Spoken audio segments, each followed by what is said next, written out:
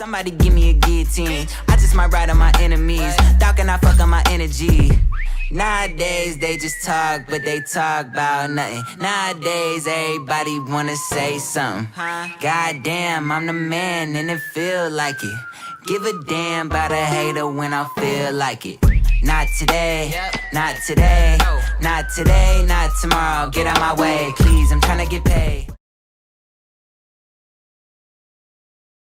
Everyone, what is up, Earth's mightiest subscribers? It is your boy Ernie, the Blerd Without Fear. Got the homie Robo of Left Face TV. Welcome to episode 116 of the Nerds of Culture podcast. We are the Woke Breakfast Club, the Woke Shade Room, the Woke New York Undercover of YouTube. We are the Woke Justice Gang. We are the Woke Avengers. We are the Woke Losers Club. We are the what was it? The Woke Hellfire Club. You know, we're also pretty much everything woke, everywhere woke, all at once.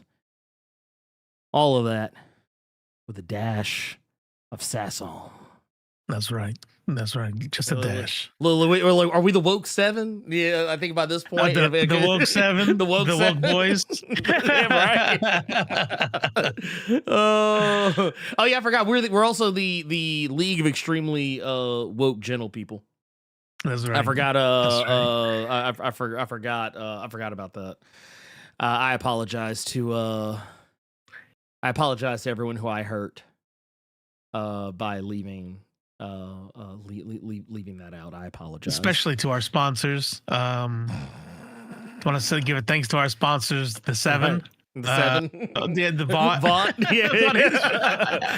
Man, now Vaught's gonna cancel our show. Damn, that's crazy. Well, there goes our Vought Plus subscription.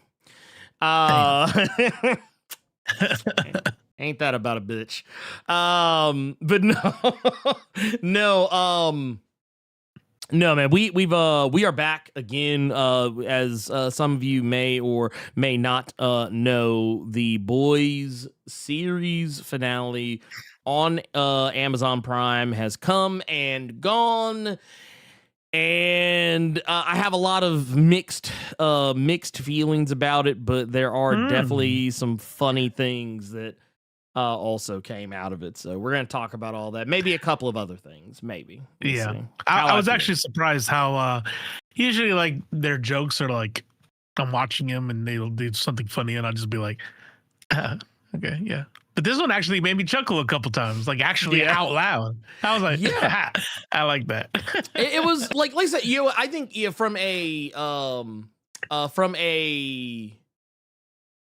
from the standpoint of like how normally they do with some of their jokes, where like I feel like this season a lot of the jokes have been kind of like almost too on the nose, or like the commentary has been like almost like too on the nose to the point where I'm just kind of like, all right, yeah, yep. This episode, I think they saved the best for last because the jokes were a lot snappier. I feel like maybe just because of the fact that it was the series finale, they felt like they might have needed to put a little extra oomph into it. I don't know what that was, but I know how dark this shit was about to get. Yeah. Yeah, I was like, God damn. It was pretty wild. And I mean, you can say what you will about the heavy-handedness of the messaging in The Boys and how heavy-handed it has been for these past couple of seasons, especially. I'll definitely say, especially knowing like when they shot a lot of this and like all the stuff that's going on like right here and now. Especially in the United States, it makes a lot of it that much more ominous because, right? This isn't a spoiler or anything, but like the whole Homelander vibe where he's effectively trying to create like a new religion centered around himself, like viewing himself as God. There's a point in this episode where he's addressing the public, and that goes about as well as you would probably imagine. Like, I don't think anyone would be surprised that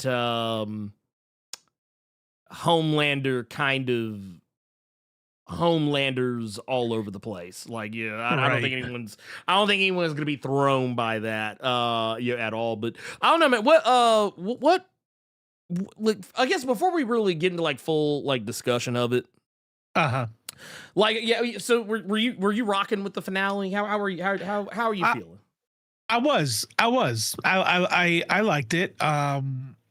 Especially knowing. So by the way, like I think it was last week sometime, I just sat and I ran through oh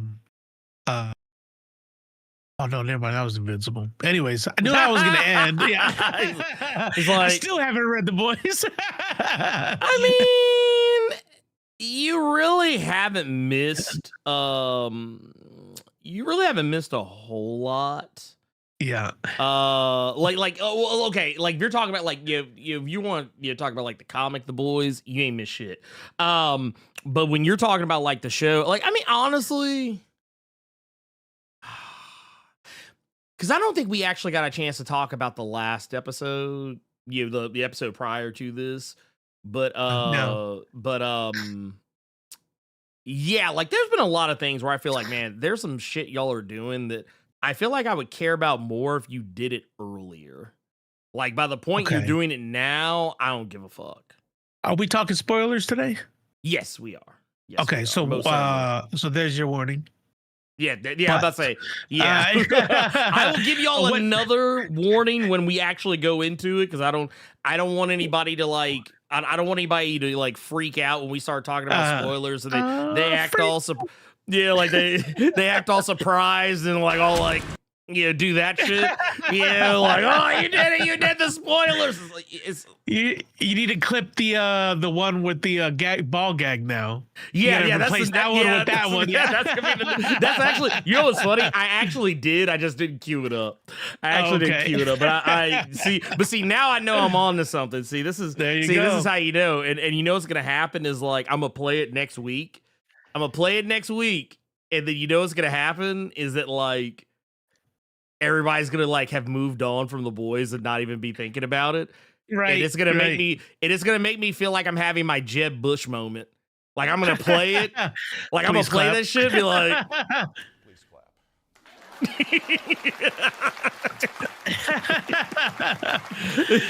Like, I'm so proud. I'm so proud of myself. I'm so proud of myself. Moves way too fast. The internet moves way too fast. It really does. It really does. But that's okay though, because you know what?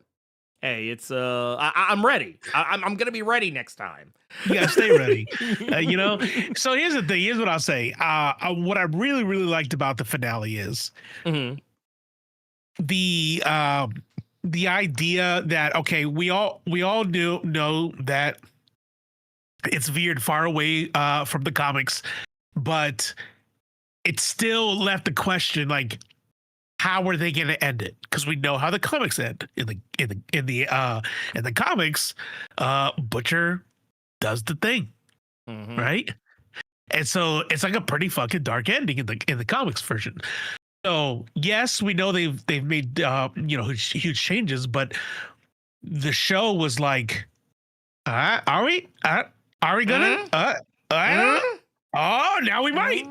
Just kidding. Like, so you didn't know which direction was going, and I kind of like that. That was what I liked. I like, oh shit, okay, and then finally to the point where I had to go look to see how much time was left in the show. So that I can like know if I'm being fucked with again. You know what I mean? Like, I'm like, I don't know if I trust this one. I'm like, oh, there's only 7 more minutes. Okay, never mind. We're good. So yeah, I would say that I really like that. At least they did it in the White House, so that part is at least accurate. Yeah, they did, like, in even like the stuff they did like at the very like butt ass end, like it was under different circumstances. Like I think the circumstances and rules of engagement were a little bit different, and it all kind of popped off for like different reasons, I feel like. Right. than what it does in the on the show versus in the comic. But I did like that they how I thought that the way they ended it, I almost kind of wish that they would have gotten through the stuff with Homelander a little bit earlier Hmm. and then moved over to this and given that last part a little bit more room to breathe. As far as the will they for the disease. Yeah. I wish they would have actually, because I mean, I feel like really the whole show, like especially ever since I read the comic, I was like, there's no way this show ends with Homelander.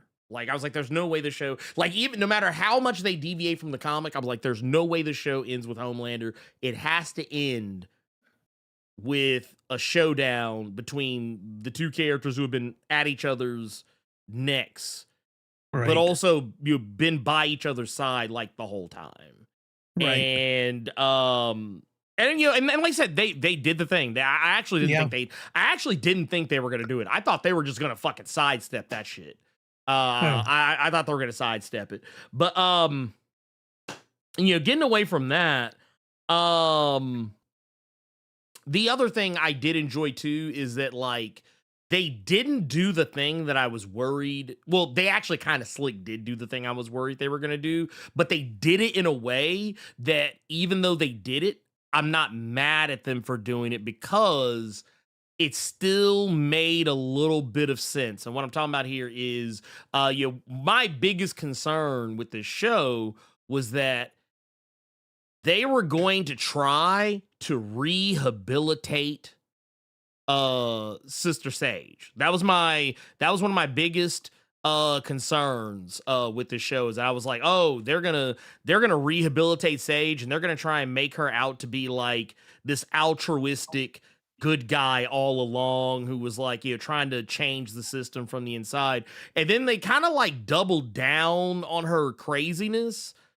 But then, like, they still kind of circled back. They kind of circled the block and came back to her being like, well, actually, yeah, I'm on some bullshit, but I still want to take out. Yeah, it's like, I still want to get Homelander, though. I still want to get Homelander, but I mean, I'm still, I still kind of want to do the thing.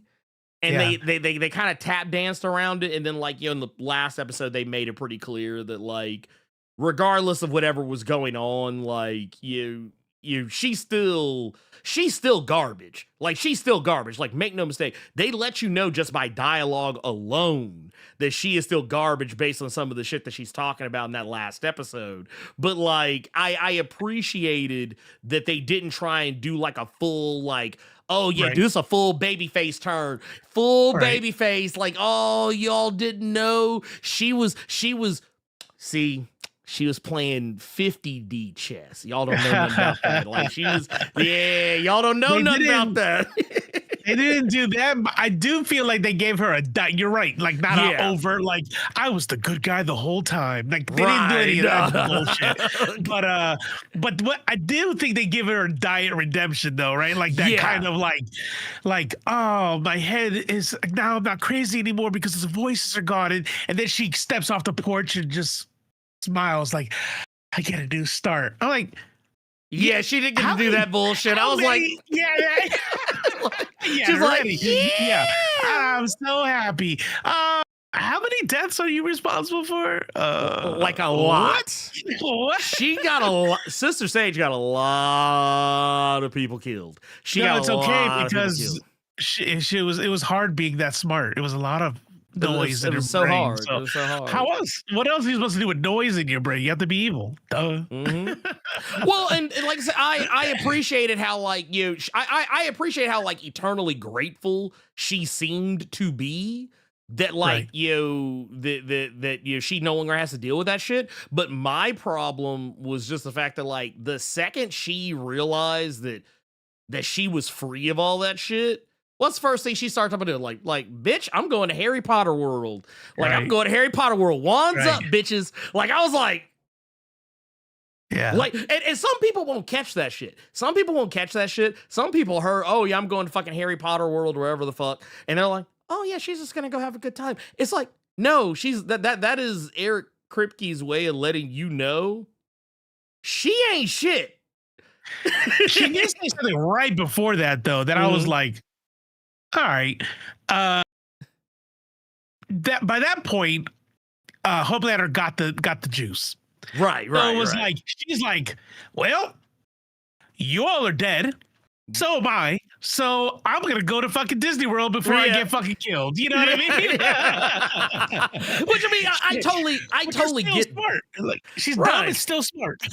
Right. It's like it makes sense, but it's just like it just lets you know where she's at. Like what kind of time she operates. 100%. She could have been like, look, I lost my intelligence, but I didn't lose my memories. I'll help where I can, or nothing like that. Right. You're dead. I'm dead. Fuck it. I'm out. You know what I mean? Like she literally hit him with the fuck this shit. I'm out. Like she really did. Like matter of fact, this was her. Which like when you see her sitting on that porch and she's like this, that was like the nicest way of just being like, wouldn't let that shit happen to me though. Like, I'm out of here, bitch. I'm out, bitch. Yeah. But no, I like I said, I still rocked with that part, even though I didn't. Like I said, they did the thing I was worried they were gonna do, but you know, it still kind of half-ass worked out anyway. So it's kind of like, yeah, whatever, dude. Yeah, it is what it is. That said, here, let me get rid of this because I don't need this anymore. But the other thing that was kind of like one of the other big deals, because that was also so yeah, there was the whole thing that was going on with Kimiko. Kimiko was kind of going through it, which rightfully so. I mean, she did, even though I don't give a fuck about dude, she did lose. She lost the love of her life in Frenchie. I was glad to see him die because in my mind I was like, he had to go. Bitch. Yeah. No. That man had to go.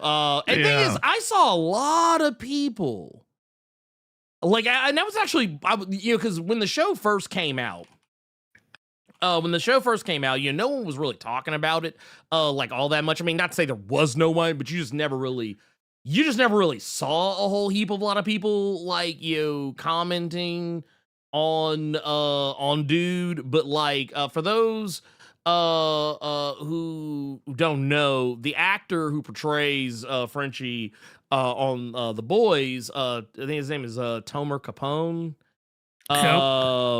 This motherfucker right here, he used to be in the IDF. And I believe the thing people usually share is that he gleefully recounted a story, like a really heinous one. I don't remember the full details of it, but like, basically he was bragging about war crimes that he committed while being a part of the IDF is the long and short of it. But when he died, I'm not going to hold you, did not affect me, not even one little bit. Like, it wasn't even like like I didn't even feel like anything for his character. I ain't gonna hold you, I didn't even feel anything for Kimiko in that. I mean, I felt bad that she felt bad, but like but the whole time I was just looking at her just like you know what it was. You ever see have you ever watched Neon Genesis Evangelion? Have you ever watched that before?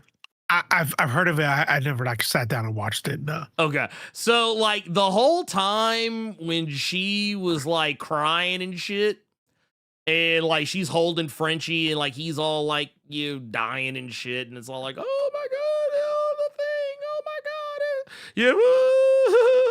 and everything. The whole time I was just like this. I was just like, pathetic.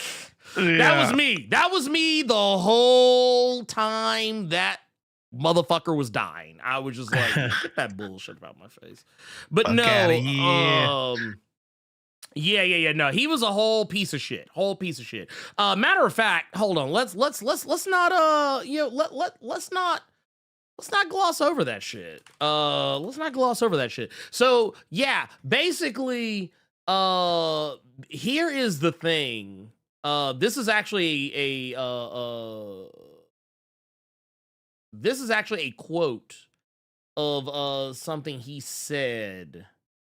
Recounting this is actually shout out for Facebook being the new internet archive, at least in regards to news stories and shit. But you got it right here. It says in the middle of the night you enter a family's house. You're not aggressive, but the family won't let you take their 18-year-old daughter out easily, and a struggle starts, pushing, cursing, and we tear her apart and drive off. That was the story. What the fuck? Yeah. And then you hear about, and then of course, granted, we're talking about the IDF today, and we're talking about like the stories that are being that have been publicized and corroborated of the massive amounts of SA that happened to Palestinians who have been detained and captured, and in one case, I know some people tried to dispute this, but other people did corroborate it, that there were even some where people were SA'd by some of the IDF attack dogs, like they so I mean, just do with that, and of course that's why Israel will say like that Hamas did all these serial rapes, because every accusation's a confession. So, Yeah, I mean, so I'm gonna be real with y'all. When I discovered that this guy, and here, let me pull this back up because I want there to always be context as for why we're talking about this motherfucker. When I first found out this stuff, because I heard people talk about it, but when I first heard about it, I'm not gonna hold you, I was like, nah, dude, this is bullshit. Yeah. And like I said, I was on that bullshit at first. But like after October 7th happened, and then like more stories, like that was when I think the world finally started opening its eyes up to the fact that this shit's been going on for a long time. And I was like, oh shit, yeah, I've been seeing stories about this dude like all over the place. And for the most part, I kind of just compartmentalized it into, I was like, this is fucked up. This is a terrible thing. These things should never fucking happen. This person's a piece of shit. But I was like, he's one dude on the show, and he's not even one of the most prominent people on it. So it's kind of the same way, like I looked at Stranger Things when Stranger Things was popping off. Like, what's old boy? The actor who plays Will Byers. I learned said was kind of on some pro-Zionist BS, and I was just kind of like, huh. Yep. Interesting. But like both those shows got bootlegged anyway, so whatever. See, and that's kind of where I'm coming from. Like that's why like I don't have as big of like a like I'm just kind of like, I guess whatever, dude. They didn't get none from me. So you do with that information. Y'all do with that information what you will. But that said, when this motherfucker got popped off. Yeah, my eyes were dry as the fucking Sahara. My eyes were as dry as the Sahara. Matter of fact, I clapped. I was like, man, fuck, goddamn. Good. Get his, man, bruh. I ain't gonna hold you. When he died. Now comes the part where we throw our heads back and laugh. Ready? Ready! That was me. I was like, oh yeah, we got him. We got this motherfucker. Matter of fact, here. Yeah, right here. Ladies and gentlemen, we got him. That was it, dude. Everybody just like, yes.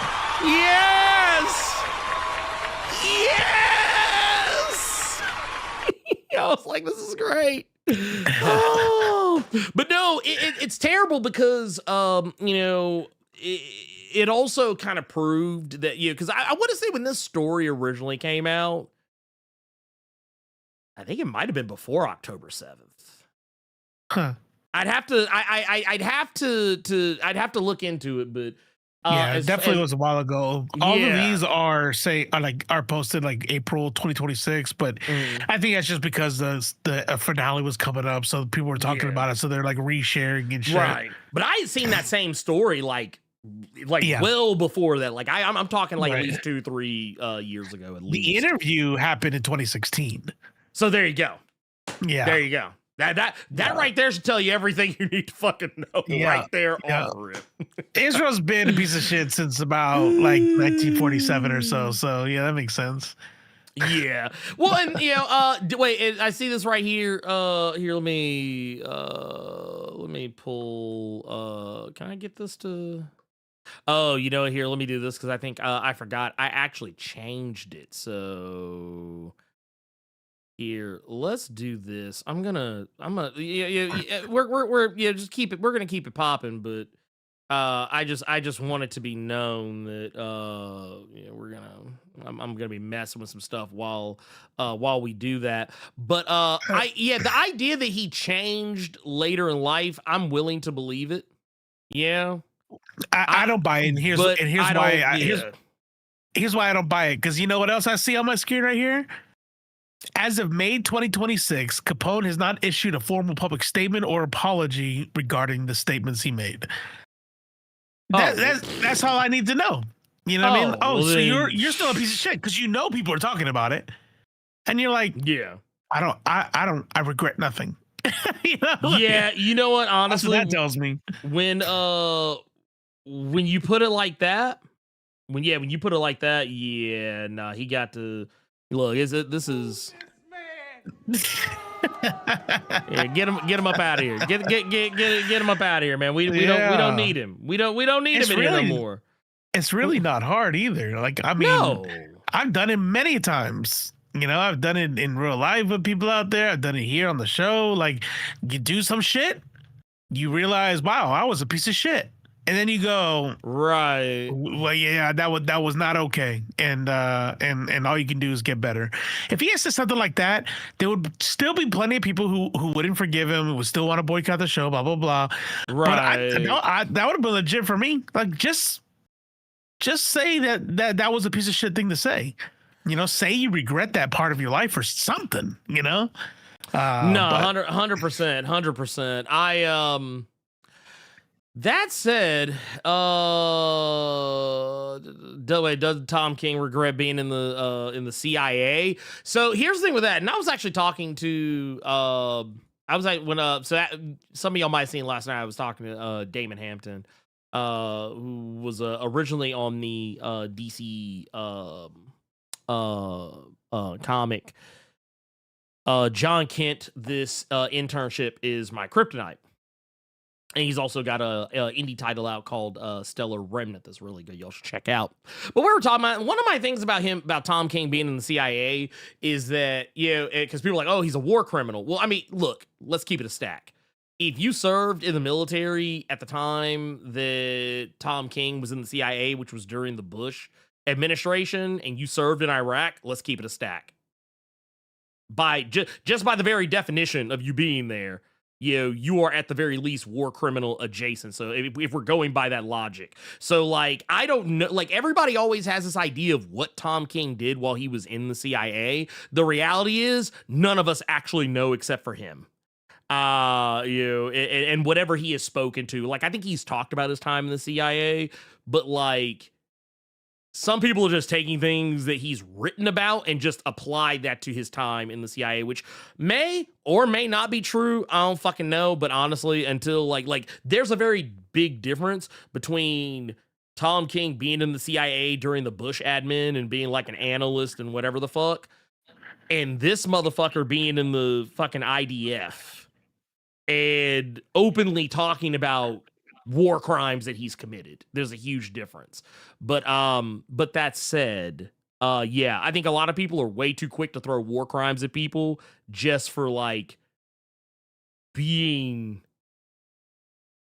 in the military or the CIA. I'm not putting the cape on for the military or the CIA, mind you, but I'm just saying, like, shit, by that metric, I am war criminal adjacent because I almost went into the military during the Bush admin and be like, I was almost war criminal. if we're using that logic. So Tom King made a post in 2019 saying there's a post going around questioning whether I served in the CIA, which is odd because I did. And there's a way for employers to check anyway. Oh, and there's a way for employers like DC to check. Anyway, here's a picture of me in Iraq in 2004 and an email when I was getting sheriff reviewed by the agency. Mm-hmm. That doesn't sound like he regrets much to me. No, he doesn't seem unless to. there's something else. Right. Like every time, the only times I've honestly, I've never seen him talk about it. Like, that's actually the first I've even heard him even mention anything about the CIA. Usually it's other people talking about him being in the CIA. And at the end of the day, until like someone can show me something that he actually did, I think like the thing that people usually lean on is when he was writing Batman. I think there was I think it was when he was writing Batman. There was a thing that came up where somebody was talking about torture, and there was a line about how that kind of torture doesn't work, and people were like, oh, he's speaking from experience, and it's like, well, we don't know, but I mean. It's not I was going to say it's a matter of public record that torturing people doesn't actually work anyway. Right. Like, so you're just going to say anything. Right. Yeah. Cause like what was it? One of my favorite lines from Reservoir Dogs. They're like, oh, we're going to torture you. He gives the information. He's like, you could torture that motherfucker. He'll tell you he started the Chicago fire. That don't make that shit fucking so. That's right. So it's like that. And here's the thing. I have been painfully aware that torturing people does not work since I was fucking 10 or 11 years old because of the news and movies and interviews and things of that nature being available even back then, saying as much. People torture because they want to. Yeah, or it makes them feel like they're getting what they want. But this is the Boys series finale show, not the Tom King Memorial podcast. So yeah, we'll relitigate Tom King another time. I mean, I don't know. Maybe we'll do it next week. I don't know. We'll see if something happens. But it's like the Tom King and the CIA would not be a bad topic to talk about. Yeah, like it's one of those where I'm like, because I'll keep it a whole LCS with y'all. Like, y'all know me. Listen, man, fuck the CIA. Fuck the CIA, fuck the FBI.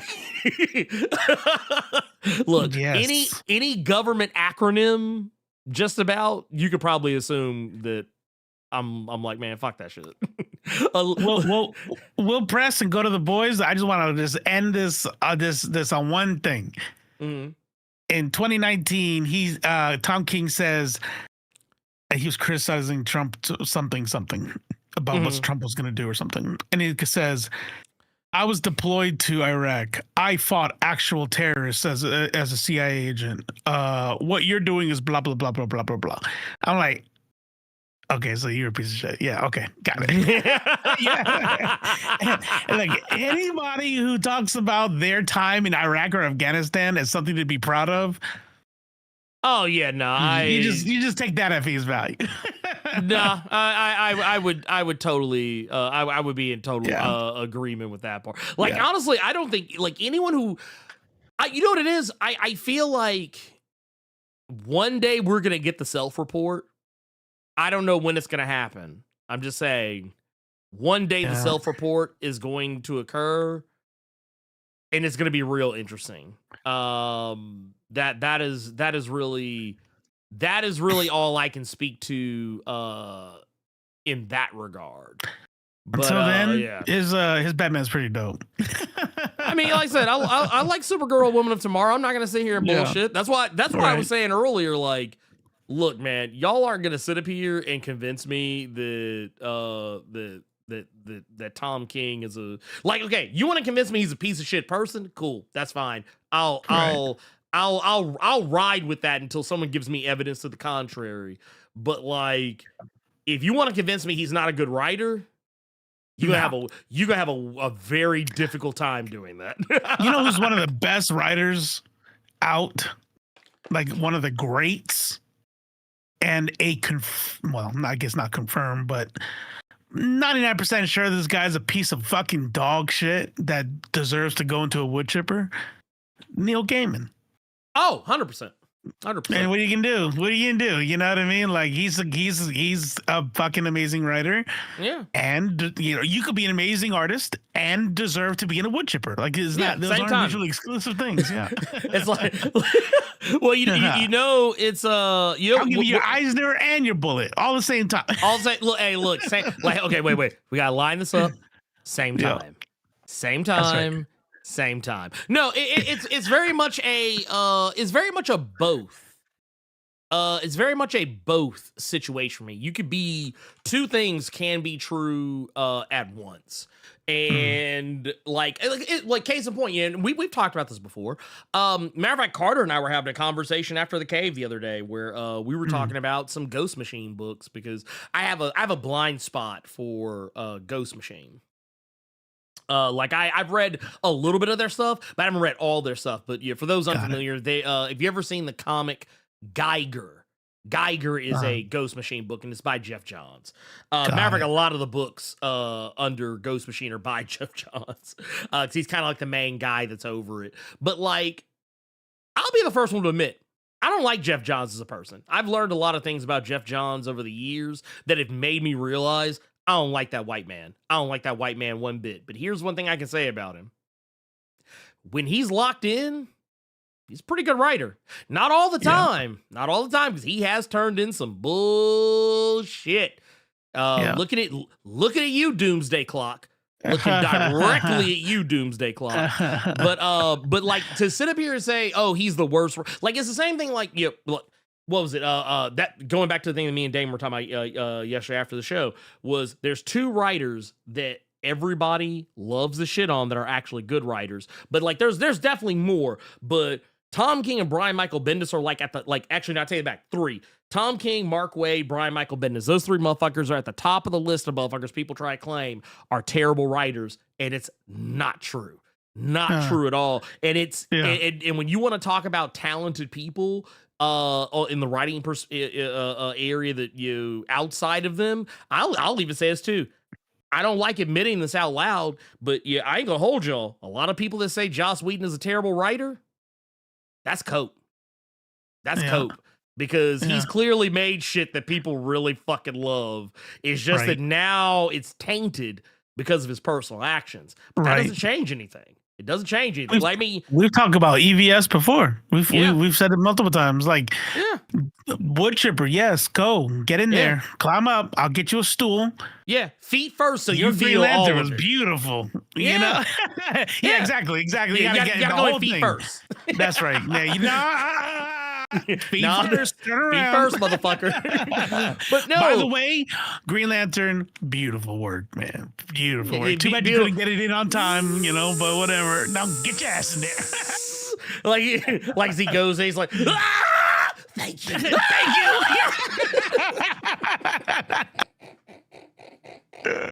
I'm sorry, but it just is what it is. Like I can think someone's a shithouse person and still like be able to say they did something that was good. And you're like, nice work. Yeah. Was Too the guy bad that you created fucking Miles Morales suck. again? Wasn't that Bendis? That was Bendis. That was Bendis. Yeah. That was Bendis. Matter The of guy fact, who can't write apparently. Yeah, the guy who can't write. Created Miles Morales.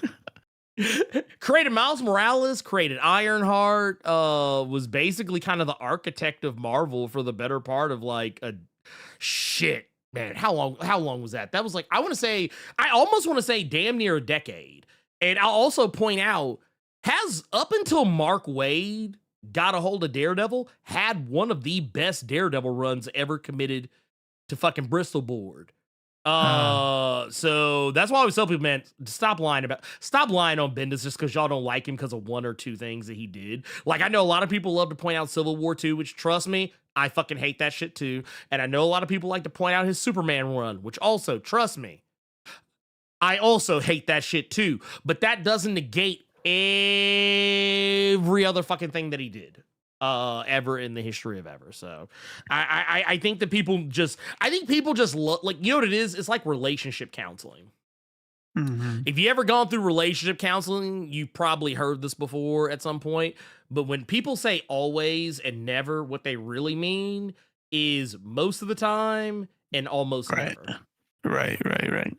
Yeah, that's what they really mean. But Right. but either way, point is, getting back to the boys, you know, yeah, I didn't give a fuck about Frenchie dying, but it did lead to the development that Kimiko, the experiment they were doing, they were basically trying to recreate the experiment that was done on Soldier Boy to give him the power to be able Can I just say? Oh, No, go ahead. Finish that sentence because that's all I want to say something about that. oh, yeah. But no, they were trying to recreate the experiment that gave Soldier Boy the power to be able to permanently depower another soup. I felt like why that rushed through because Yes. they rushed that shit so fast that when Kimiko finally did it, well, first of all, when the ground started shaking around her feet, I was like, what the fuck is going on? I was like, oh shit, Homelander's coming. Like, I didn't know what the fuck was going on. And then when she started glowing and shit, I was like, it's like, oh, what is going on here? And then I'm like, oh yeah, the fucking radiation room, and how it was a stupid experiment because it took decades for Homelander, but apparently they did it in a couple days. So yeah, because it was like it was because they increased the amount of radiation. So, but the thing is, I do agree. I wish they would have drugged that out just a little bit more. Yeah, like maybe one more episode. Yeah, I would have needed at least one, like maybe one more episode of them doing that. And kind of stretching it out over the span of that, or if they just kind of did it off and on throughout the season, I think probably would have been even better. Like but this thing that they've been trying to do, also make it to where she's died a couple times and they've had to resuscitate her. Right. And there was one time where they thought she was completely dead, but then she ended up regenerating, like some shit, like where it was like make it a big deal, but it was like, oh. It didn't feel like, I mean, they had like one moment where like they were kind of almost worried that she was gone, but like that shit lasted that long, and it was like, okay, all right, we're back to brass tacks. But no, the thing is, the whole big to do, this kind of puts us back on Frenchie, was that like, whenever we saw Soldier Boy use that power, it was when he was angry. So their belief, and that's how Sage, wound up getting depowered, was that like she was trying to piss Kimiko off. Right. And she did. She succeeded. She pissed Kimiko all the way the fuck off.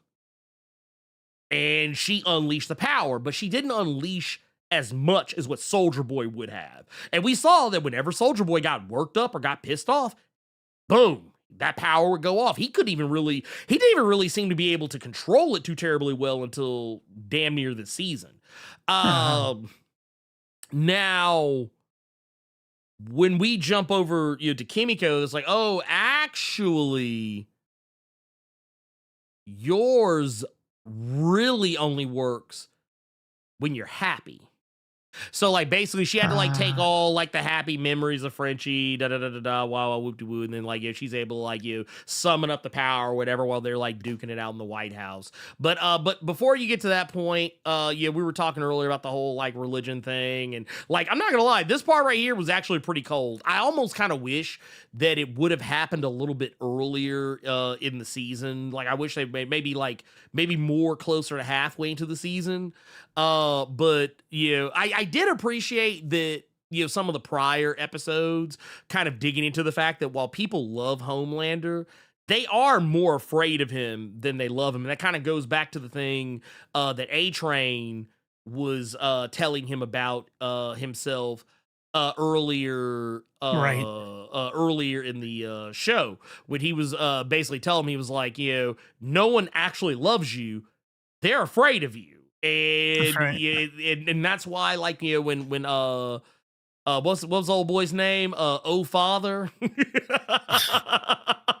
Oh Father was trying to convert. Trying to convert the people, and it didn't work because they're like, dude, fuck this guy. Like, they're like, everybody was like, nah, dude, this dude's fucking crazy. Which, by the way, I will say one thing about that. Yeah. We spent the last few episodes like shitting on MAGA, right? And and this cult of personality and yada yada yada, right? And then at the very end, in my opinion, they gave the people way too much fucking credit. Because let me tell you right now, these motherfuckers already damn near think he's Jesus, and this is just some fat piece of shit that he drinks Diet Cokes all day and throws temper tantrums on Twitter. You know what I mean? Imagine if Trump could fly and shoot lasers out of his eyes and was actually invincible. I don't give a fuck what anybody says. Yeah. Half the country, half the world would be worshiping that dude. You know what I mean? And like instead what we got was like, whoa, this is actually crazy. Like, no, the fuck they wouldn't. They would be worshiping that motherfucker left and right. I mean, I think most of them would. I do think that you would have some dissenters, but like not as many as maybe they would have tried to make it out to be. But I will say there was an interesting bit of commentary that like, for a fact, they were really prophetic on, because like I said, the shit happened in real time as the show was actively coming out. And it was when we had Jesus Gate, with the AI image of Trump dressed up as Jesus as the savior. Right. And who were the people who came out the hardest against it? It was fucking Tucker Carlson and Marjorie Taylor Greene. They were like, oh no, this is a bridge. Now, to be fair, Tucker Carlson still literally turned right around, was hanging out with that motherfucker afterward, most likely. The same as he always does. They're doing some weird brand change too, because them two, specifically those two, are doing this whole like, I don't always agree with Trump, and actually Trump is wrong here and there. Like they let their anti-Semitism like join the anti-Israel crowd. Darth Ninja 65, and I hate to read this before our supers, so maybe we do supers after, but I didn't realize how obvious it was before, but Homelander and the Deep were literally the same person. If Homelander didn't have his powers, he'd just be the Deep, which I'm going to tell you, I did not make that connection until you made that comment, because now it's true. It makes, because when the Deeps, when he said, you know why I don't kill you? When he said, that, it's because I want you to know how fucking pathetic you are, right? And I'm thinking to myself, when is that? There's lots of pathetic people that you fucking made their heads explode. Why the Deep? Because the Deep is him. Yeah, he's the whipping boy. Yeah, he can focus his rage, his inner hatred. He can take that hatred and he can put it on him, because he hates that part of himself. Yeah. That's pretty good. That's good. I like that. That's 100%. That's 100%. Because I mean, you think about it. What was it that the Deep had earlier in the show? He had this, what was, I guess was normal to him, but like he had a relationship. He had a sexual relationship with an octopus. Something that's considered abnormal. Something that would be considered weird. Honestly, fucking an animal is just strange in general, but like in the framework of The Boys and him being like a what if you're a merman, though? If you're a merman, I don't know if that counts. Yeah, if you're like a merman, that's what I'm saying. Like in the real world, yes, of course that's fucking weird. But the fact that he's literally a fish man, it should not be that fucking weird. But no, the point was like, Homelander also had some weird, like, sexual inclinations. Right. The whole milk shit. Yeah. Like the whole thing with like milk, like the whole like wanting to breastfeed and like wanting to like drink titty milk and shit, and like always wanting to be like snuggle close to a woman's bosom. I mean, I don't think anything's weird about wanting to put your head on some titties, but like that's what I was gonna say. Even like pregnant titties, I was just like, what's wrong with that? But then I was like, wait a minute, you don't care about the titties, you care about milk, literally the milk. I was like, it's the milk that's inside. That's see, like I said, you had, like, because at first when it was just like, oh yeah, man, titties, I was like, shit, everybody loves titties. What's wrong with that? I said, shit, I said, look, men love titties, women love titties, everybody loves titties, babies love titties, everybody loves titties. What's wrong? Look, cats love titties. They like to make biscuits on them.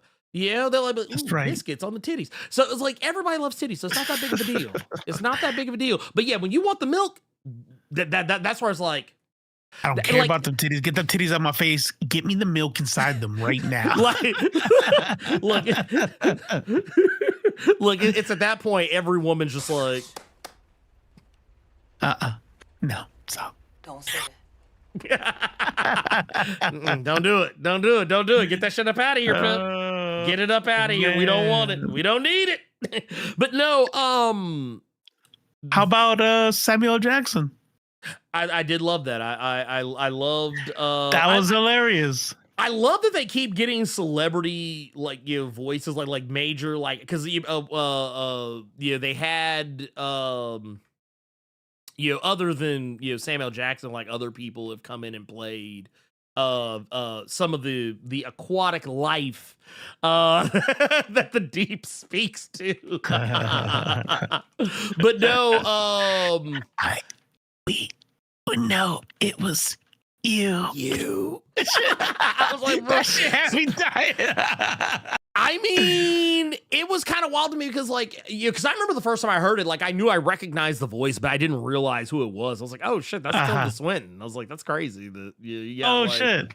Yeah, for which one? The octopus? The octopus. Yeah, with the octopus, he was in the was the third or fourth season of The Boys, I think. One of the two. I can't remember exactly.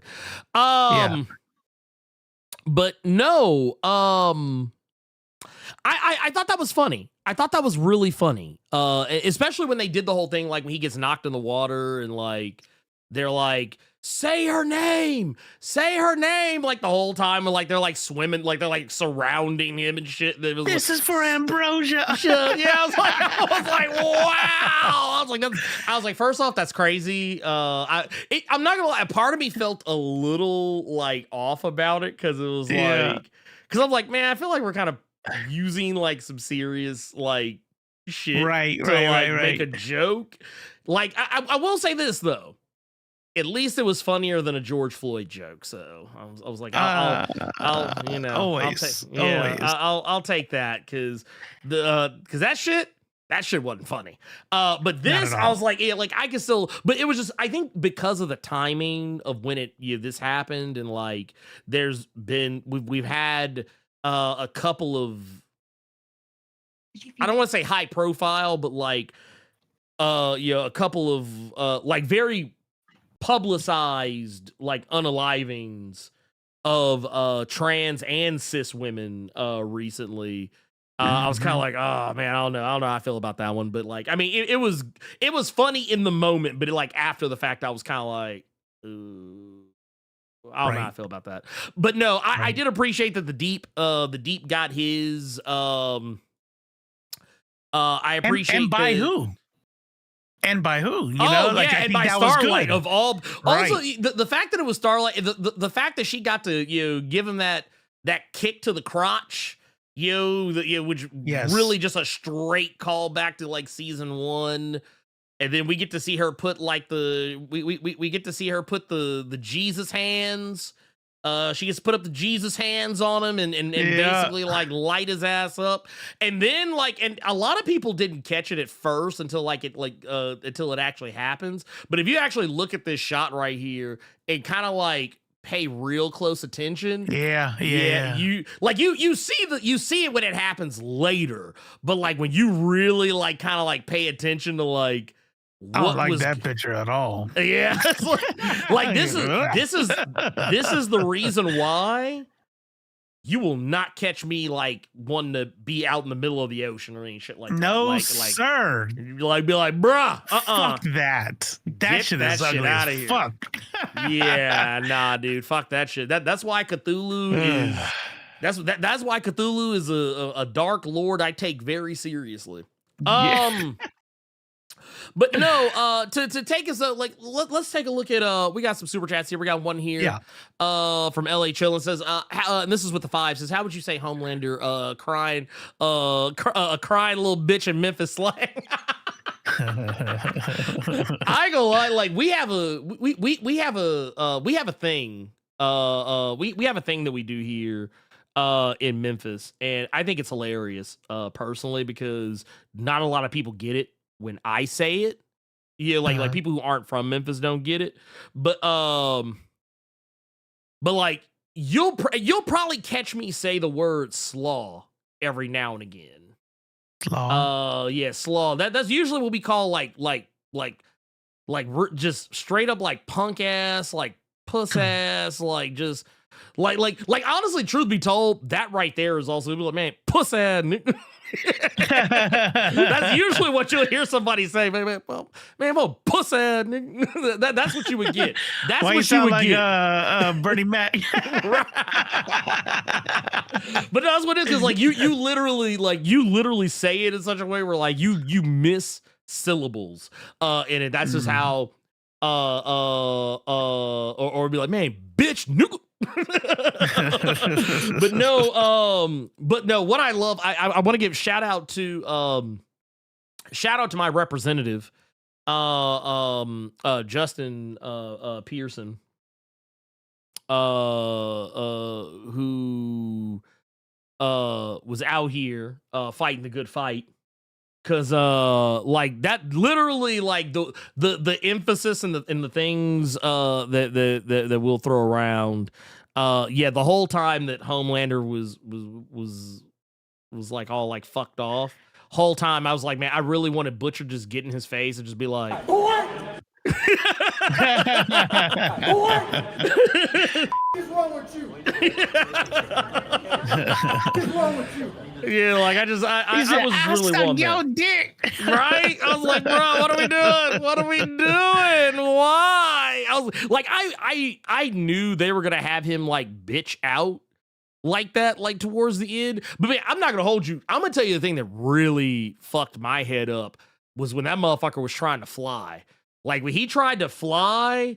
Like he tried, like that shit was pretty funny. Yeah. Dude, that shit almost killed me. That shit right there almost killed your boy. I was not prepared to see that man struggle trying to fly away. I was like, dude, no, not like this, brother.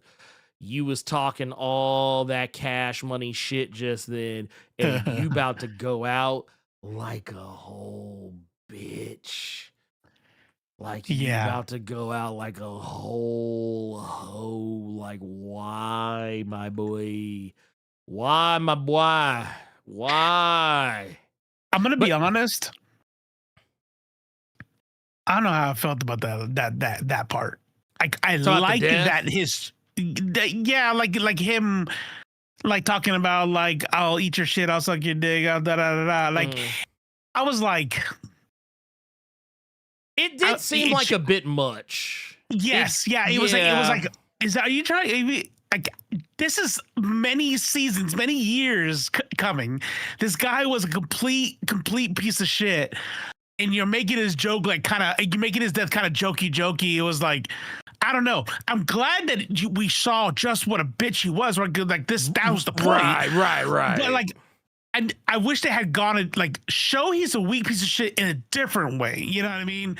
Right. But this one's like, oh, I'll eat you. Want me to shit? I'll eat your shit right now. And it's like, I was like, you want this about Becca? Yeah. I'll get somebody to shapeshifter, man. She'll turn him back in like the old days. I was like, dude, get the fuck out of here, boy. All right. I ain't gonna lie, but the whole time that was going on, I was just like, man, one step away from the grave, my boy.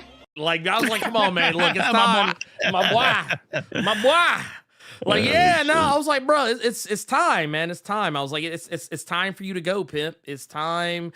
I'm gonna need you. I was like, man, look, I'm for real. I'm gonna need you to get up out of here, slaw nigga. But no, Stomp Tim with the 499 says, I love the finale, but I didn't expect for Homelander to become the crackhead from Don't Be a Menace. Yeah, that's exactly it. That's exactly it. Like, dude, why did it? Like, I'm not gonna hold you, bro.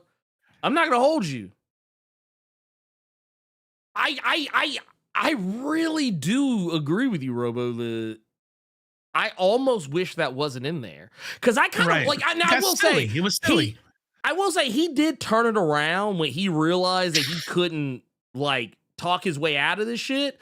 he did just revert back to being like, well, I'm a god, I can do this, I'm the Homelander. Yeah, I would have liked that to be the thing. Like, yes, like be weak, be like, oh, you're bleeding, your bones are broken, but you still think you're somebody because you know what I mean, and you're getting ass beat. Like, I don't know. I think they they wanted a comedic effect there, and I just think it was the wrong place to put it. Yeah, I think that was so. Okay, this is something we've talked about for a long time. Every time we've talked about the boys, the thing that always comes up. Sometimes they can't resist telling a joke, even when the joke is not necessary. Like this is a moment where like this moment needs to be taken seriously. They couldn't resist, and I get it. Like I'm here for the memes. I'm here for the memes. Right. I'm 100% here for the memes. That's cool. That's great. That's beautiful. But it's kind of like what we've been joking about on the cave in regards to how good Amazing Spider-Man has been lately as a comic. It's like, yeah, it's good, but at what cost? Because a lot of other shit is sucking now. Like before, a lot of shit was good and it was just Amazing Spider-Man that was ass. Well, now Amazing Spider-Man is really fucking good and all these other books are slaw. Just straight up trash. So now what? Now, you know, what is it? But I mean, yeah, I kind of felt the same way about Deep's death too. Because it was like, like the part where Samuel Jackson is like, come in the water. Yeah. I thought that was funny. Perfect, right? Yeah, no, that was great. That was great. The like, we know it was you, laughed, right? I'm glad there were funny parts. The Deep raped Starlighter. Yeah. He literally raped her. And it was like, and he got a silly death? With fish, like, you know what I mean? It was like, I knew, like, honestly. So the second that they did the whole scene with Samuel L. Jackson, I knew what his fate was going to be. Right, I knew what his fate was going to be because, like, the second if he had any doubt when they landed with the beach with the water behind them, he was like, okay, I see where this is going. Like, honestly, when they were kind of like sneaking through that little underground tunnel and shit, whoop-de-woo, whatever, I was like, I don't know, man. This might not actually go the way I thought it would go. And then, like, the second, like, both him and her, like, ended up going to the beach. I was like, oh, never mind. Yep, it's about to end exactly the way I thought it was. I was like, this motherfucker's going to get knocked into. I said, mark my words. This white man is about to get knocked into some water. And not only are the fish going to fuck him up, but I was like, Starlight is going to be very fucking confused by everything that is happening. Because she doesn't know. She doesn't know about the beef with the fishes. She doesn't know about that beef. And sure as shit, she said, I don't have the image of it, but I mean, she literally, as soon as he fucking died, she was like, what the fuck just happened? Right. Like she was as confused. Like, matter of fact, I mean, I don't even need to show her face because all you need to do is look at his face. She had the same look on her face. She was like, like, oh shit, this is happening. Low side. I don't think she did. She did. I think she blasted him. He went flying. And then she didn't know. Which, by the way, if you think about it, was pretty fucking stupid. You know? She knocked him into where he's more powerful. Into the water. You know what? Now that you bring it up, I'm not gonna hold you. That might be the weakest bit of storytelling that was in this whole episode. Because when you think about it, the way they set it up is this huge moment where, like, you as an audience member, you know what's about to happen, but she's not supposed to know. She has no idea. None of the other soups can communicate with fish the way that he does. It's not like she jumped and then happened to land there. She took him to the beach. Yeah, she took him to the beach. That's like, you know what it is? You know, I ain't gonna hold you. This was fucking Doctor Strange in the Multiverse of Madness levels of dumb writing. Because a lot of y'all that clown Doctor Strange, the Multiverse of Madness, for how they had the line in there where, like, right before Wanda does the thing to Black Bolt that she does, y'all know what the fuck I'm talking about. And what does not Mr. Fantastic do? He literally tells her how to defeat Black Bolt. He literally tells her that he could literally destroy a fucking a mountain with his voice, and so what? And so basically, what does she do? She goes, "Okay, cool. He has no mouth now. He has no mouth now." So basically, Starlight, knowing who the Deep is, knowing this motherfucker is basically Aqua fucking Man, that he's infinitely more powerful when he's near a body of water than he would be out of it. What does she do? She knocks him into the fucking water where he is more powerful. You know what's funny?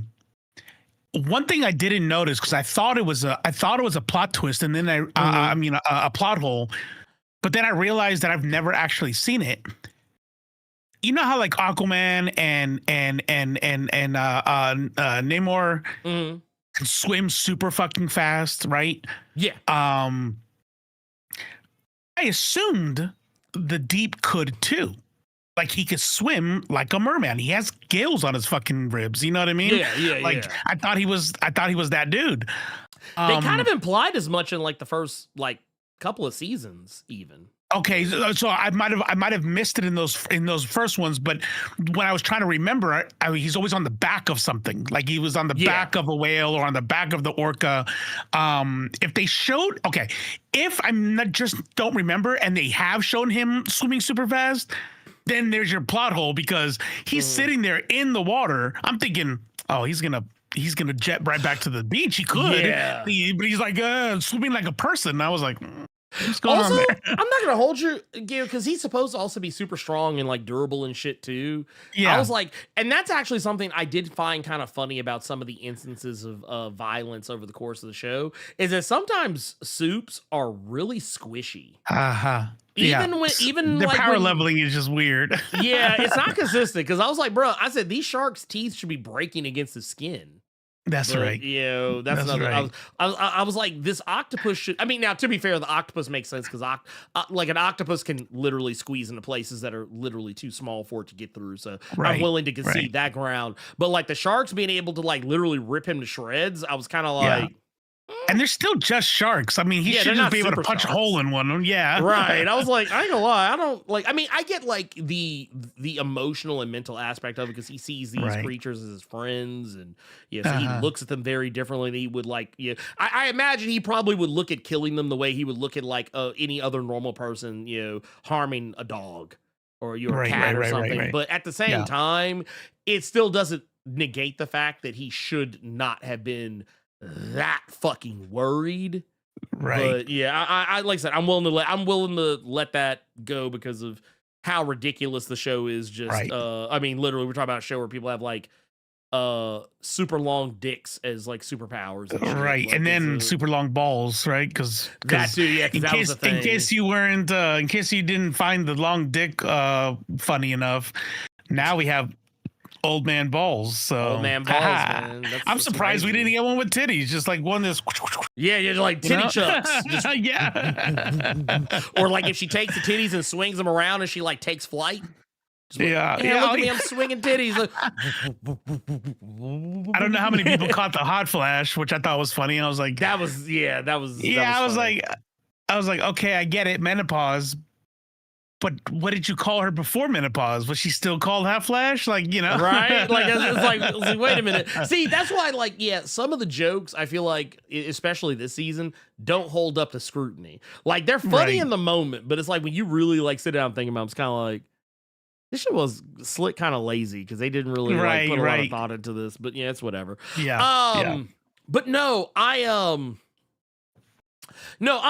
still, even with all that, even with everything that, we just, are kind of, going over, like, yeah, I still fucks with it. Yeah. I enjoyed it. Yeah. I still get down with it, but like, yeah, I still on some level feel like some opportunities were missed. Also, by the way, shout out to Entertain Me with the 7 months in the Blerd Club Silver Mine.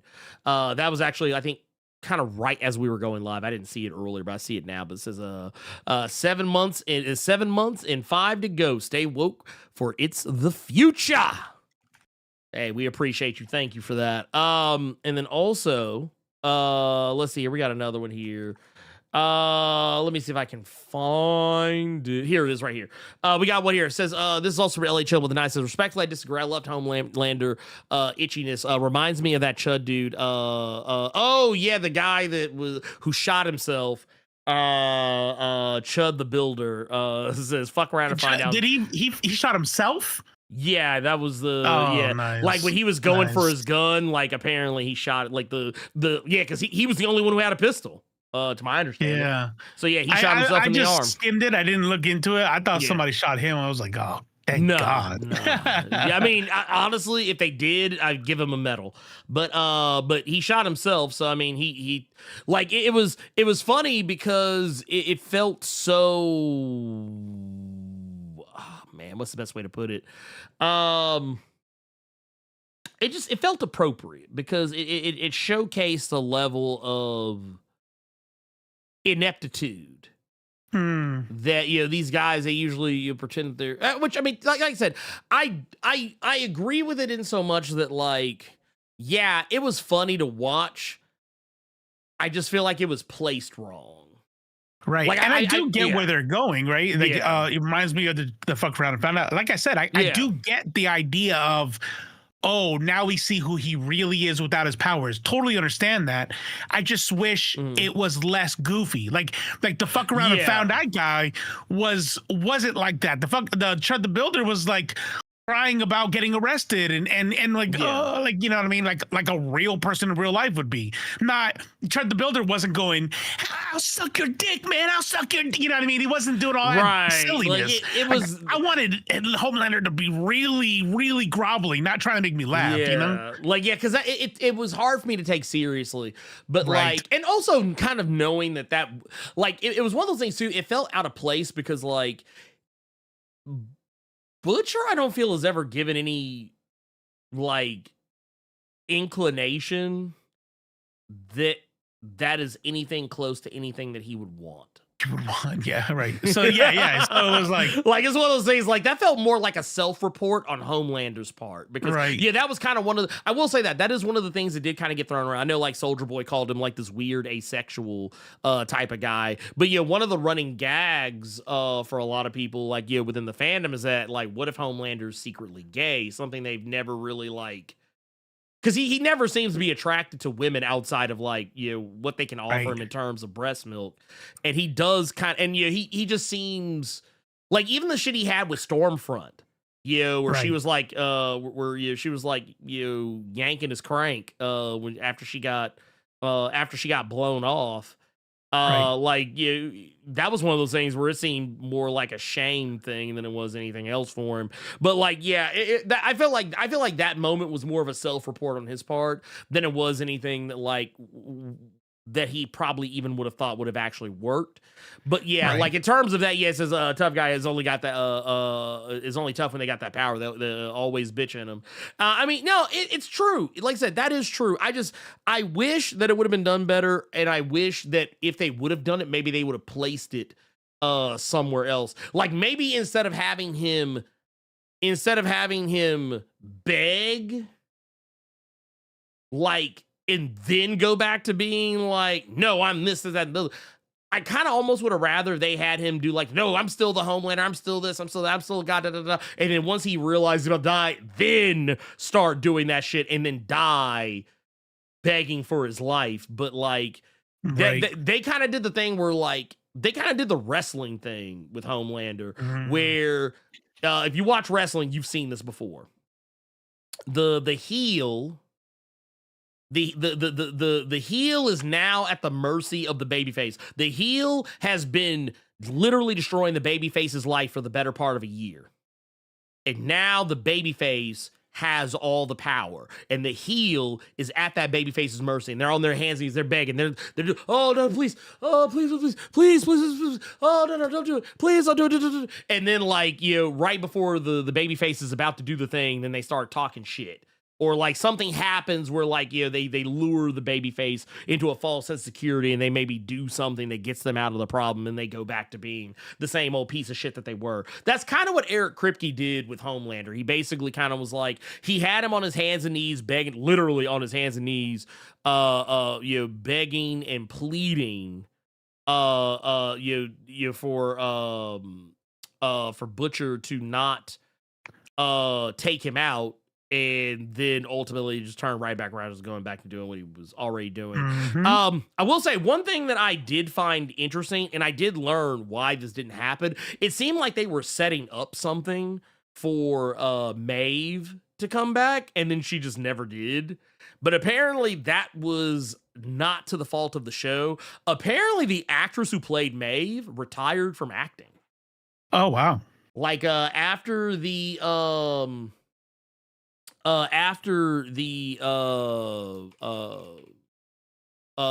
previous season that she was in, she was it Dominique McElligott, she basically retired from acting, supposedly. Really? And I think Eric Kripke even said like he reached out to her and was like, hey, do you want to come back for the finale? And she was basically like, oh yeah, I'm done. She was like, or I think what was actually, she was also very busy. Like, I guess she was just living her best life, so to speak. But Good for her. yeah. I mean, I wasn't mad at her. I mean, like honestly, Yeah. I would have liked for her to come back, but because Maverick, here it is right here. This is from Entertainment Weekly. But basically, get this bullshit out of my face. But it says, when McElligott hasn't officially appeared on the series since 2022's third season, she continued to show up in recap clips that aired before episodes, and there were nods to her. Man, if y'all don't get this bullshit up out my face, for real, goddamn. Anyway, it turns out that Kripke and the crew were actually thinking of having her back for the final season, and this is basically Kripke saying like, Dom and I email a couple of times every 6 to 8 months or so. And she checked in on me after the Palisade fires. We throw each other emails, and I said very early, because I wanted to know whether we were building for it, would you be open to coming back for a day, and here are the dates? But she basically turned him down and said it was very pleasant and respectful. She just said, I've kind of retired from acting. I'm not really acting anymore, and I'm busy those dates anyway. Which, I mean, that makes sense. Because I'm not gonna hold you, like, I mean, she kind of dedicated a sizable chunk of not her entire career, but she's dedicated a pretty decent amount of her last few years to The Boys. And I mean, hey, I ain't mad at her. So right, especially if she still has her money right. It's like, I'm good. Right. Like you ain't got to do nothing. Right. Really. Right. Like, we're just keeping it a buck. And like she's been acting pretty steady for a while, like for the past like 20 years. So I mean, look, because I think, what was it? I'm looking at her IMDb right now, and if you kind of go through and just kind of look at what all she's done, this is going back to like 2001, 2002. She was on Home Ground for like 11 episodes, did Whiskey Echo, Dark Floor. She was on Being Human. I think this is the original Being Human, not the American version. She was on there. She was on Satellites, Meteorite. She was on Raw, Moon, The Philanthropist, Leap Year, The Guard, Blackthorn, Not Fade Away. She was on Hell on Wheels for like fucking 20 episodes. Like I say, you just keep going. Like, she was on fucking House of Cards for 15, Astronauts Wives Club for 10, Last Tycoon for 9.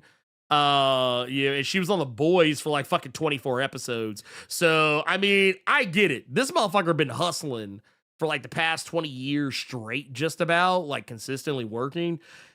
I'd imagine she done. Yeah, yeah, let her take that knee. Let her take that knee. She's earned it. She's earned it. But no, what was the other? There was something else that had popped up that I also wanted to make sure that we got to. Oh yeah. When everybody gets like their happy endings. Oh no. Before we get to that, there is one thing that bugged me. There's one thing that really fucking bugged me. It was because everybody made this big deal about, oh yeah, the people from Gen V are gonna show up. The people from Gen V are gonna show up, and they're gonna get to do something. They don't get to do shit. They don't get to do a goddamn thing. The motherfucker. I think they're setting up. I think they're setting up for future spinoffs. Because did you see who else is not dead and was never explained after they showed him? Oh, it's about the president. Yeah, Soldier Boy. Oh yeah. Well, I mean, Soldier Boy he's frozen, right? Yeah, but he's still out there. Well, yeah, we know we're getting that Soldier Boy spinoff series. The Gen V show got canceled though. 100%. Right. Yeah, Gen I think V's he's gonna canceled. use them. Yeah. You know what I mean? I think because when they canceled them, they did say we plan to use the characters. These aren't the last you'll see of the characters.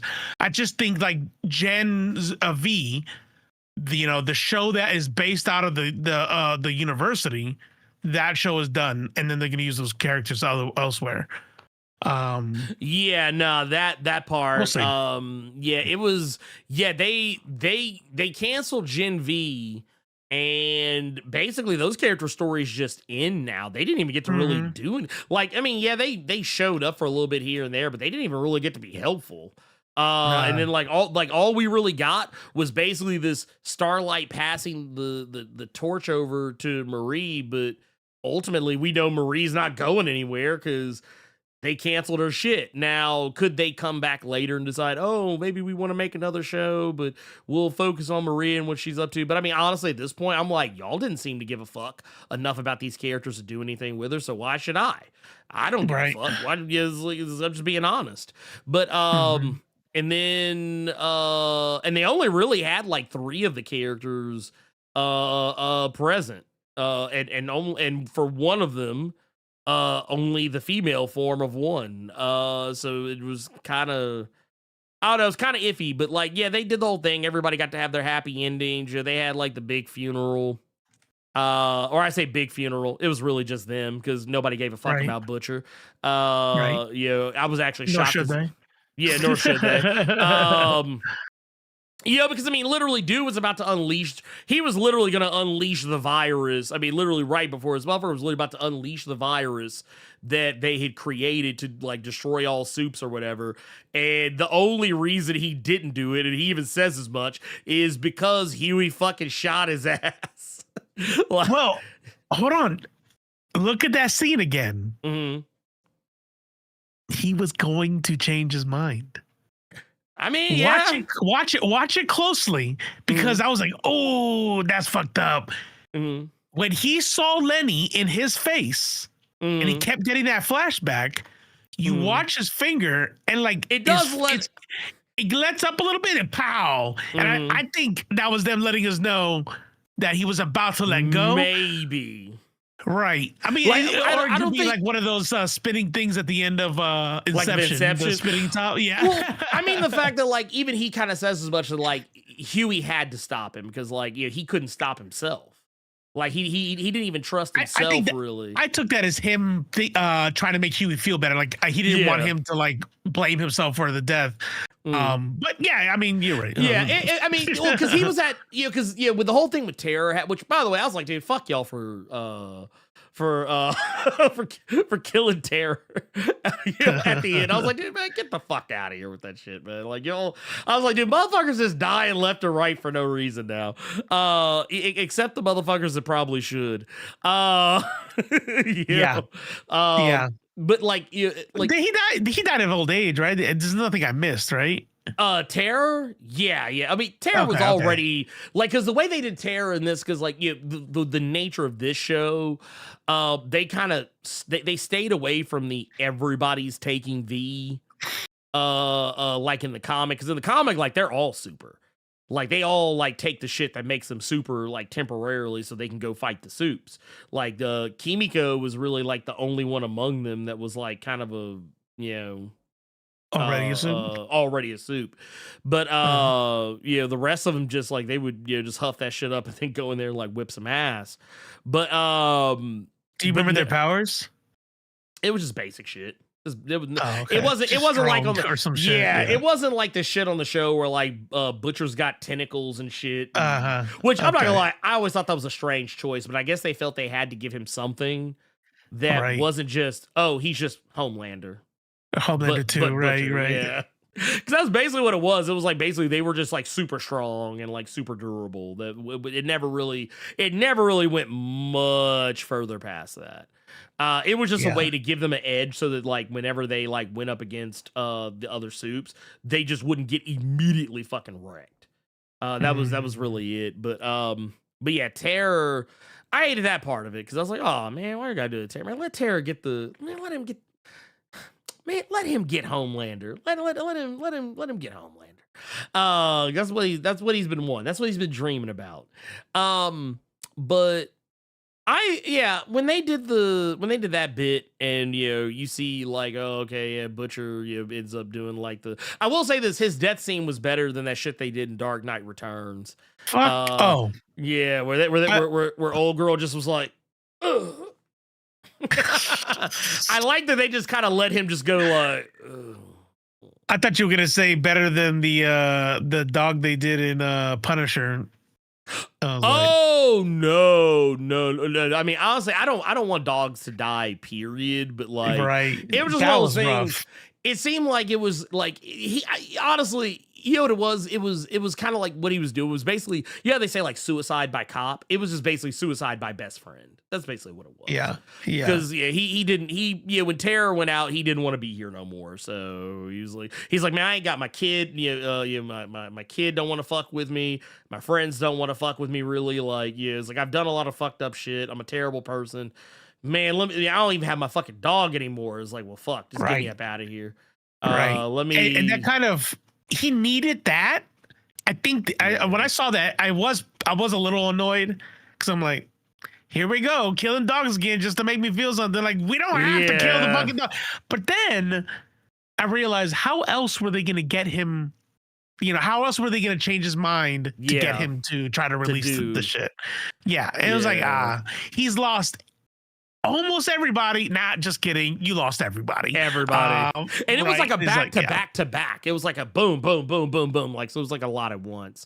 Mother's Milk got to get back, get the family back together. Which that was nice. That was a nice touch. You know what I just read was the tentacles. You know what the tentacles were? It was his tumors. Yeah. I didn't realize that. Yeah, it was the shit that was like growing in it. Like, it's basically the compound his cancer got superpowers. Right. Yeah. It's like instead of making him like oh, he's just super. I mean, he was strong, but like instead of just making him that, it was like, nah, your tumor is like a kind of similar to what happened to Ashley. Because you remember Ashley, like, she basically just had a fucking tumor on the back of her head.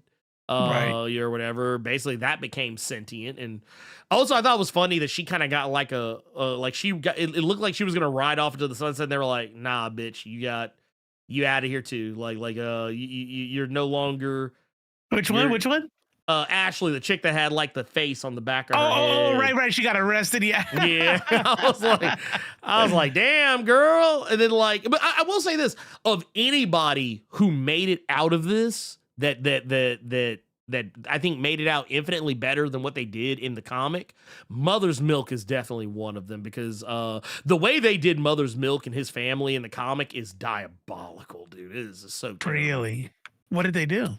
So basically, in the comic, his daughter, she basically was like she basically got into porn, basically. and was kind of tricking out and shit and all this other stuff. And basically the relationship he had with Monique was nowhere near the same dynamic as it was on the show. They kind of, they and also his childhood was just fucking terrible. Like, because of the whole reason why they called him Mother's Milk, like basically his mom's all down in the basement and shit, because you know, she's got that shit up in her and she's got like these long ass fucking titties. Remember we were talking about titties? Yeah. Yeah, that was his mom. His mom had the, like, she basically just kept getting bigger and bigger and bigger. Titty chunks. Yeah, like they were like tentacle titties basically. And yeah, it's crazy. Anyway, Ryan died as a baby. Okay. Yo. Y'all want some sad news? What's that? The Boys season 5 ended filming in wrap filming in July of 2025. Bentley Alexander, who played Terror, passed away in November 2025. Oh, so that's probably why they. That's sad. I mean, he was old, but not just in story, but like for real was actually old. Right. That fucking sucks. I hate that. He Poor was guy. a so sweet little dog. Yeah. But no, we also got Kimiko got to go to France. Yeah. And basically do the things that Frenchie kept talking about, going to like the same places and all that other shit. She and got I think even got the dog or whatever that they were talking about before. And she obviously still very sad, but it is what it is. Right. And Huey, I love how they did it where like they kind of made it seem like, oh, we're setting something up. It's like, yeah, it's like we're setting up a thing, and they kind of bring it full circle, but like, yeah, he gets the phone call from not Bobby. Y'all know my guy right here. He's always gonna be Bobby. I'm sorry, it just is what it is. Wait, who's Bobby? Bobby from what? Supernatural. Oh, okay, yeah, Supernatural. he was like kind of like the father figure that they looked up to when after all the shit with like their dad and everything. Yeah. But no, also the show that basically made Eric Kripke, the guy that he is, the powerhouse of the industry that he is right now. But basically, like they do the whole thing where he's like, "Hey, I got this initiative. We're starting up the program again," and he's like, I'm good. I'm good. I'm out." And then we see that like he's him and Starlight. She's still got her powers. She's still doing superhero shit. She's obviously very fucking pregnant. It is still out here like throwing hands and like fighting the good fight and shit. And it's you notice that same that scene at the end, which made me feel uneasy. Oh, because it is the boys. And I was like, don't do some dumb shit at the end. Like, and they didn't. But it was like that scene was the same scene in episode 1. Yep, it sure was. Where his girl fucking got blasted by A-Train. Yeah, which was but no, like everything ends like on a very happy note. Like Huey's got he's got the girl. He the whole subplot they had where like Starlight was pregnant, but she got an abortion because she was separated from him and didn't know like what was gonna happen. Scared, so on and so forth. All that stuff has been done away with because now they get to have all that shit that they would have had Homelander not been on some bullshit. So everything worked out in the end for almost everybody involved. And the people who deserved comeuppance, I feel like got comeuppance, except for Edgar. Which if you think about it, he was never going to being the ruling class. Like it was like you have to give something. Everybody getting theirs would be just too unrealistic, right? Yeah. No, it would have been too nice, and plus we know what they're doing with spinoffs and shit. So of course, you got to have some people still hanging around. There's people who I know for a fact are always going to be around. Ashley's always going to be around. Edgar's always going to be around. Starlight and Huey are always going to be around. Kimiko is always going to be around. That like none of those I think all of those characters are quite literally bulletproof. They'll never be, at least in terms of the framework of this show. Right. Spinoffs, anything can happen. But those characters, I don't think they were ever like, I never at any point thought Kimiko was gonna die. Like, never. I was like, she's not gonna die. She's literally like, this isn't like Japan where like I don't know if you ever saw that shit where I don't want to spoil it, so I won't say what it is. But just know there was a very popular manga, and they did a poll for who was everybody's favorite character, and the character that won got killed off like a couple of months later. Yeah, the character that won, they literally killed that motherfucker off a couple of months later. I was like, oh damn. And that writer was George R. Martin. I will not say who it was, but just know it was a thing that happened. Like because I remember I was reading this shit and I was like, okay. And I even looked to see, like, 'cause I saw like in one month of Shonen Jump, they had like the thing and show like, oh, hey, here's the characters, da da da da da da da. And then like, I think a month or two or whatever, however many chapters later, they showed like the results. And it was like, and there was one character who was objectively infinitely more popular than like second place was not even close. Mm-hmm. So the next month they were like, yeah, get that motherfucker up out of here. Get that motherfucker up out of here. There's like, it was. Is it a new show? Newish? It is a relatively new show. I don't want to say what it is because I don't even want to hint at what the show was because everything I've said will literally tell you exactly which character it was. So if you're somebody that is not up to speed, or like if you never read the manga, you're only watching the anime, it will completely spoil that whole thing. So I don't even want to say who it is. I don't even want to say what manga it was. I'm just gonna, because I almost said it earlier and I caught myself. But no. Yeah, all in all, I mean, yeah, all the like, I mean, I like I said, I said earlier that I kind of had mixed feelings about the finale. I do. They're not as mixed as I thought they were. I enjoyed it a lot. I think I enjoyed the finale more than I enjoyed the rest of the season, though. Like, I think I enjoyed it more. I think the season as a whole was not the best. I feel like it still had that problem that season 4 had with the heavy-handedness. Mm-hmm. But at the same time, I would say yes, but I don't think as bad though. Season 4 was definitely worse with that, you know? Yeah, no, very. But you're right. You're right. With the whole church thing and everything was like, okay. And you know, honestly, it's a cult. I don't even want to blame them for that though, because honestly, how close that was to reality, like, because the shit that like they did that is kind of happened yet. Right. I mean, we of course, we've been talking about their take was that they're a cult, right? That was the take. But then, but you're right, that whole Trump Jesus thing hadn't even happened yet. Yeah, reality ended up reality ended up imitating art, right, in real fucking time.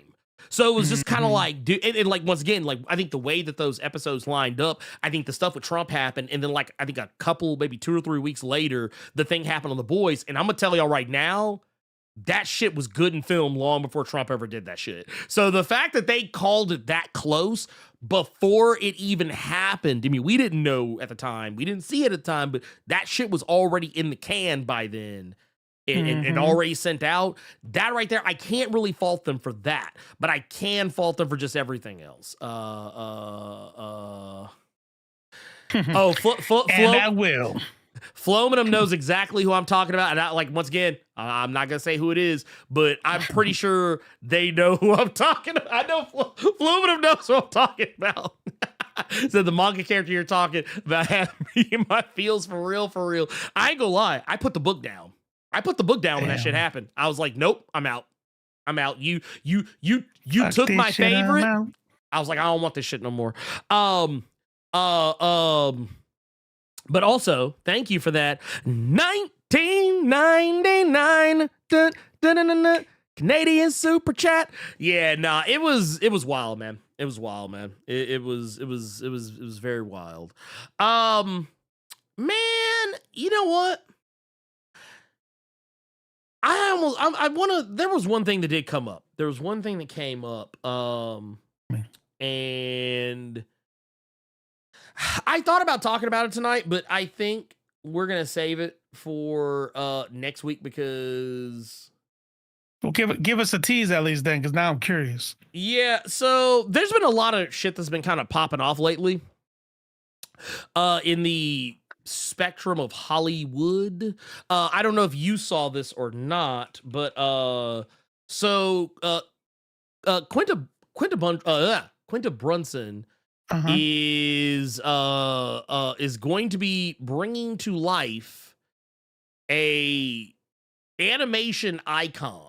That is it's kind of wild that this is even happening. I'm not gonna hold you, but I'm loving some of the reactions, but obviously there's some reactions that I think the inevitable reactions are going to come eventually once things get more out there. But basically, this got reported, I think, just yesterday. Quinta Brunson is to develop and star in Betty Boop feature film from Fleischer Studios and Fifth Chance Productions. Now, for those that don't know, Betty Boop, iconic character, probably not very well known by today's standards, because I feel like Betty Boop's kind of fallen all the way the fuck up out the zeitgeist. But Betty Boop was a thing like back in the day, was a black and white animated cartoon character, and then eventually kind of moved on over to color. But like basically like a showgirl type. Yeah, she was like the kind of like sort of the boop boop beep boop boop. Like that was like her whole. She was like the whatever decade that was, 50s, 40s, whatever decade that was version of a manic pixie girl, whatever you call them, like yeah. Yeah, I mean she was an interesting character. Like she was kind of ahead of her time a little bit. I can't speak to 100%, but yeah, the word's out in the street. Yeah, she's going to be developing this, but she's also going to be starring in it, presumably as Betty Boop. Or maybe not. I don't know how they're going to actually. I don't know how they're going to do it. I think it's actually a good move, especially when you consider. I don't know if you knew this, but a long time ago, I heard this rumor, and I don't know how true it is. And that Betty Boop might be white. I mean black, or that she might be black. Like there's basically been. I like once again, I don't know how valid a lot of this is, because technically there have been instances where she has been depicted as black, and there's even the notion out there that Betty Boop was based on an actual person who was black. You take that how you want to. I'm not gonna speak on it declaratively because I'm not a Betty Boop historian. I just want that to be known. But yeah, they said that what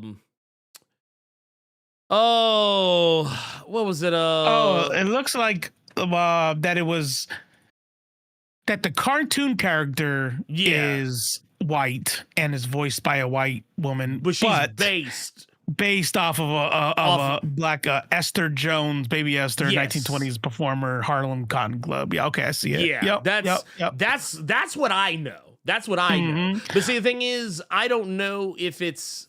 That's one of those things I never really, and I've never looked into it beyond that point. But I never really looked into whether or not any of that was ever like confirmed. Like whether I even was like did anyone actually say like who this is and so forth. But let's see. Let's see. Oh, and then here we go. We got what's this one right here? Okay, no, that's something else. I thought I saw something that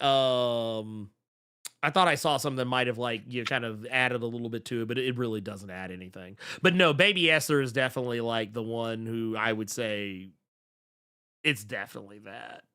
It's definitely Yeah. her that just if you just kind of look at those performances. But no, I think that's gonna be a really interesting thing. And I'm not gonna lie, I'm kind of waiting to see how people respond, because so far I no hope, one's I hope it's Brunson. I hope it's her. I hope it's Yeah. her, because look, we already know how predictable they are.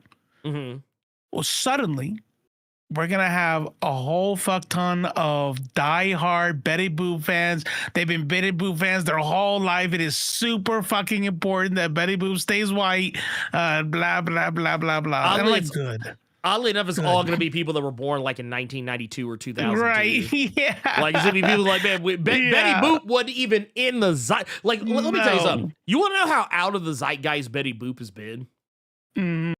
The last thing of merit I have ever seen Betty Boop in my entire life, Who Framed Roger Rabbit? That's the last thing of merit I have ever seen Betty Boop That used to be my favorite movie. Just the mix of cartoons and in real life. That shit. I still eat that shit up. I still eat that yeah. shit. And that was 1988. That was 1988.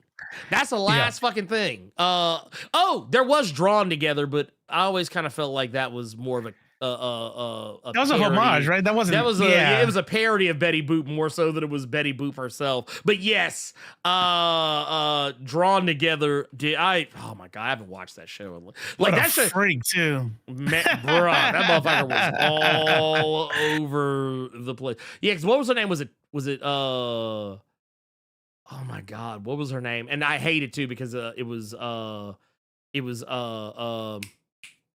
Tara Strong, I think, that did her voice. To hell with her. But Mike Manhattan 93. I'm gonna answer you just because I saw you ask this last time and I meant to answer. Was that? Did you ever talk about Moon Girl not being playable in Marvel Rivals? No, we haven't talked about that. We haven't talked about that. You know what? We can talk about it real quick because I don't have a whole heap of lot to say about it because I'm not surprised. Here's the deal. Yeah. 3 black characters. 3 black characters out of 50. That's 11 non-Caucasian characters out of 50. Out of 50. Yep. And then they couldn't do a thing. Yeah, fuck them. Fuck them. So, I don't even play that game anymore. And I'm like, man. Yeah. Here, I want to pull up something. I'm gonna play this because I want y'all to. I want y'all to know this. I want y'all to know this, and I want you to really fully recognize it. I'm gonna find this spot here in this video. This is a video. This is an interview with Dwayne McDuffie where he talks about the thing, like, because Robo was right there, and I want to push him over the edge. So check this out. Look, the fact is there are more white characters, and if you picked randomly, you would end up with all white teams. And the fact that there are 3 black people on this team is statistically ridiculous. I mean, it's obviously a quota. And the quota arguments on fictional teams crack me up. Who's actually, I'm sorry, somebody losing a job here? Which fictional character is losing a job? There's no connection. You know, they're not talking about what's going on in the comic books. They're talking about what they think is going on in their lives, and that's not really going on either. And it kind of goes into the sort of the fundamental thing that we're getting out of the genre, which is our heroic image of ourselves. You know, That's basically the idea is that if you got 3 people in the book, it's now a black book. It don't matter who else is in it. So the fact that they're like, wait a minute, we got three Negroes in Marvel Rivals. Okay, now y'all can't take it any further than that. You put anything more, I'm gonna tell you the real reason why we're gonna lose our white video game players. You know, we gotta think about the white ones. Well, and yeah, I'll say this too. I can tell you the reason why they don't want to. It's because for one, there's characters like shooting people. And they don't want this, at least I feel like is the PR reason why is because, and honestly, it makes some sense. They don't want to have a little black girl getting shot by the Punisher.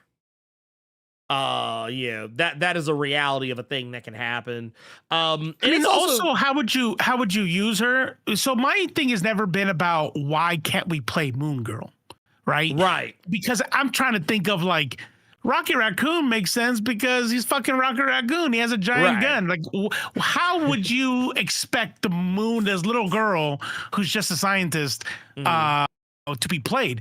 That was never my point. My point is, we got a whole lot of black characters out there that you haven't touched. There's only 3, and the one you put in is the one that you play as the dinosaur. You know what I mean? Right, You could even put her on his back or something. Like, well, get out of here. And we also got to remember too. Yeah, I know we think about Marvel and all this, but here's the reality: that's a Chinese company that is making this game. They don't give a fuck about us. Let's just go ahead and I want y'all to be so for real. They don't give a fuck about us. They really don't. And think about it. Pretty much every black character, with the exception of Black Panther, where were they before they got in the game? Jail. They were in jail or locked up to some degree or another. Because what was it? Blade. Or I take that back because I think Storm was good. I think Black Panther actually. Yeah, I take that back. So I was a little hyperbolic there. Well, I will say half because technically they did show Moon Girl. She's just not playable. So that's like you got Moon Girl and Blade. Why folks got to get busted up out of jail? Why folks got to get busted out of being imprisoned in order to get involved? I mean, yeah, it makes sense in some cases where like you want to be like, oh, we're doing this for a plot because we're gonna go into this whole thing, and then you never do. Like, look. This is why I don't fuck with Marvel Rivals. I know the game is fun to a lot of people, but I mean, at the end of the day, my principles oftentimes will kind of lead me in one direction or another. And when I kind of saw the writing on the wall, I saw how expensive those skins were. I saw how like they were basically like price gouging motherfuckers, holding the game hostage at the cash register in terms of like cosmetics and stuff like that. And then the fact that they were also not really putting in many, if any, black characters. Despite the fact that a lot of Negroes who play the game have been begging for it. Nah, man, I'm sorry. The ratio is off. The ratio is way off. So yeah, that's why I would say, man, y'all can play at Marvel Rivals if you want, but don't. No, because you know what they're gonna do. I'm gonna tell you what they're gonna do. This is what they're gonna do, Robo. They're gonna be like, well, we put a Negro in the game, but y'all don't play as him. That's what they're gonna say. Yeah. They're gonna say, yeah, man, we put him in there, but this is what's gonna happen. You know what they're gonna do? They're gonna put Moon Girl in the game, and there's gonna be some Negroes out there saying, well, they put Moon Girl in the game, and now she got a less than 1% pick rate. Well, that's a balance issue anyway. Yeah, because black folks don't play her. Black folks don't play her. That's what they're gonna say. Here's what's funny. So there you go. I'm not sure if I misunderstood. Yeah, hashtag. I don't know if you were reading it off of the thing or not, but that's exactly what you said about the Punisher is the statement they put out. Oh, it was about child thing, right? Mm-hmm. I still say that's fine. You could have picked other characters. By the way, talking about ratios and how many black people there are, blah, blah, blah. Black people are 14% of the nation and rising. Exactly. Yes. You know what 14% of 50 is? 7. Yep. I didn't calculate. I don't know that off the top of my head. I would have done it that way too. I would have done it that way too. But I'm like, so we can't even do that. No. We don't even have the ratio. Even if you did want to do some dumb shit about the population amount, you still owe us 4 more. You know? That's crazy too, bro. Yeah. Like, what are we even doing? What are we put the Falcon in doing? there. Like, yeah, if they would have put like Falcon, War Machine, Blue Marvel, Monica Rambeau. You could do Misty Knight. Oh, Blue Marvel would have been so dope. You could have done all these different characters. There's so many characters. That's what I'm saying. Like, dude, I'm sick and tired of motherfuckers trying to tell me that, oh man, we just can't do it, man. We don't have the characters. That's that shit that I got into with Eric Larson over, because I promise you, Eric Larson doesn't realize how many black characters are in existence at either Marvel or DC Comics, and that white man used to fucking work there. Like, I promise you, he does not fucking know. Right. Or care. Or care for that fucking matter. Because the whole time he was just trying to fucking peddle his own goddamn bullshit. He was going into business for himself. I mean, that's fine. I mean, shill your shit. But I mean, I just want to be so fucking for real with y'all right now that look, I can hold up a picture right now. This is, let's count them down. 1, 2, 3, 4, 5, 6, 7, 8, 9, 10, 11, 12, 13, 14, 15. That's 15 Negroes right there on just Marvel alone. And in the corner of the X-Men, this is just X-Men niggas right here. This ain't like this isn't every black Marvel superhero. This is X-Men Negroes right here alone. Here, just in case nobody knows who the fuck I'm talking about. You got Manifold up here. You got Prodigy.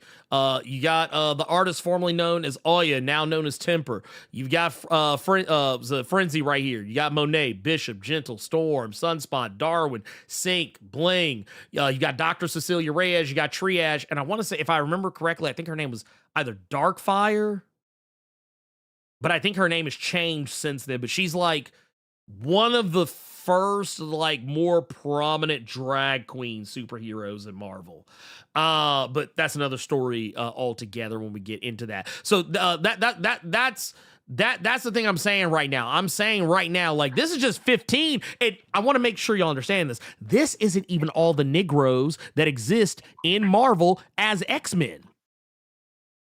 You know what they'll say, and I've heard it. They'll say like, but nobody knows who they are. That's what they say, every time.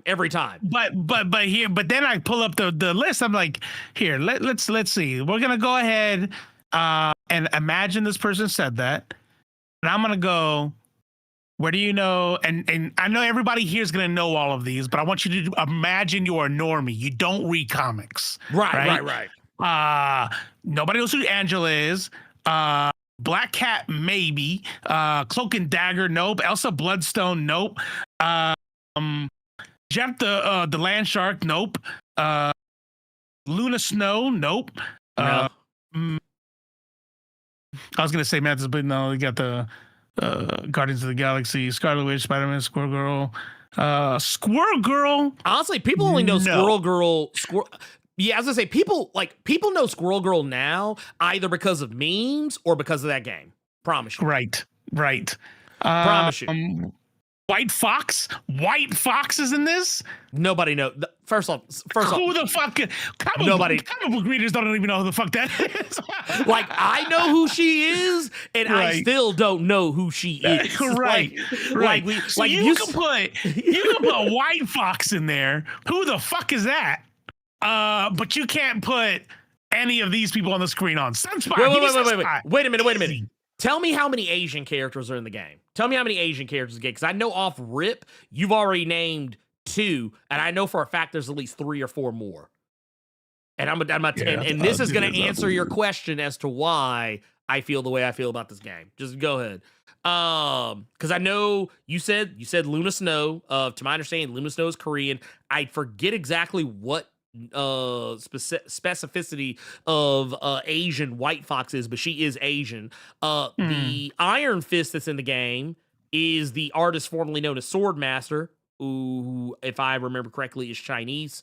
You've got Psylocke, and in this particular instance, this is the Kanan Psylocke. This is the actual Japanese Psylocke, not the Betsy Braddock in a Japanese person's body. No, this is the actual original recipe Kanan. So that's Parker, Japanese. Yep. Yeah, Penny Parker right there. So that's 5. That's 5 already. Mantis is also Asian. Yep. So that's 6. At least Asian coded. Yeah. Well, like in the original comics, like she was always depicted as Asian. So the movies, MCU made her alien. Well, you start getting into some nebulous shit with the MCU. Gotcha. Technically, she was the Celestial Madonna in the comics as well, but like they handled that shit very differently. But for all intents and purposes, that motherfucker Asian. So that's 6 motherfuckers in there. That's 6. That is 6, my guy. 6, and I bet you there's more. I bet you there's more. Wait a minute. You beat ChatGPT. It says, as of the current season 8 roster, I'd say 5 clearly Asian, 6 if you include Mantis. Yeah, bam! Look at that! Look at that shit! And I'm gonna tell you right now. Here, I want to pull this up too because here, United States Census. I want to pull this up, because way less Asians. There's way less Asians. Oh, there are so many less Asians. There are so many. Because I think Latinos. I think Latinos had said 20. Last time I checked, I think Latinos it was 20. And I want to say, oh my God, what was it? For black people, I think it was like 13.7% or something like that. Asians is 7.7. 7.7. 7.7. And they got damn near as many in the goddamn game. But once again, NetEase, hey, correct me if I'm wrong. NetEase is a Chinese company, right? That's a Chinese, like, I don't want to speak out of turn. Chinese internet technology company. So they're going to make sure they get represented. They'll be like, oh yeah, we put all the Asian motherfuckers in here. We about to put Sunfire in this motherfucker next week. Y'all just watch. We about to put Sunfire in here. Most of y'all don't even know the fuck Sunfire is. And matter of fact, you know what? We gonna put his sister, who is also named Sunfire, in the game too. She'll be a whole separate character. Y'all just wait to see that shit. Oh, by the way, we're bringing in Amadeus Cho. We're bringing in Totally Awesome Hulk because he's Korean. We're gonna get us some more Asians up in here. And you know what'll still be the case, Robo? There will still only be 3 Negroes in the game. Well, they'll probably give you 4, but that 4th one is gonna be like a robot.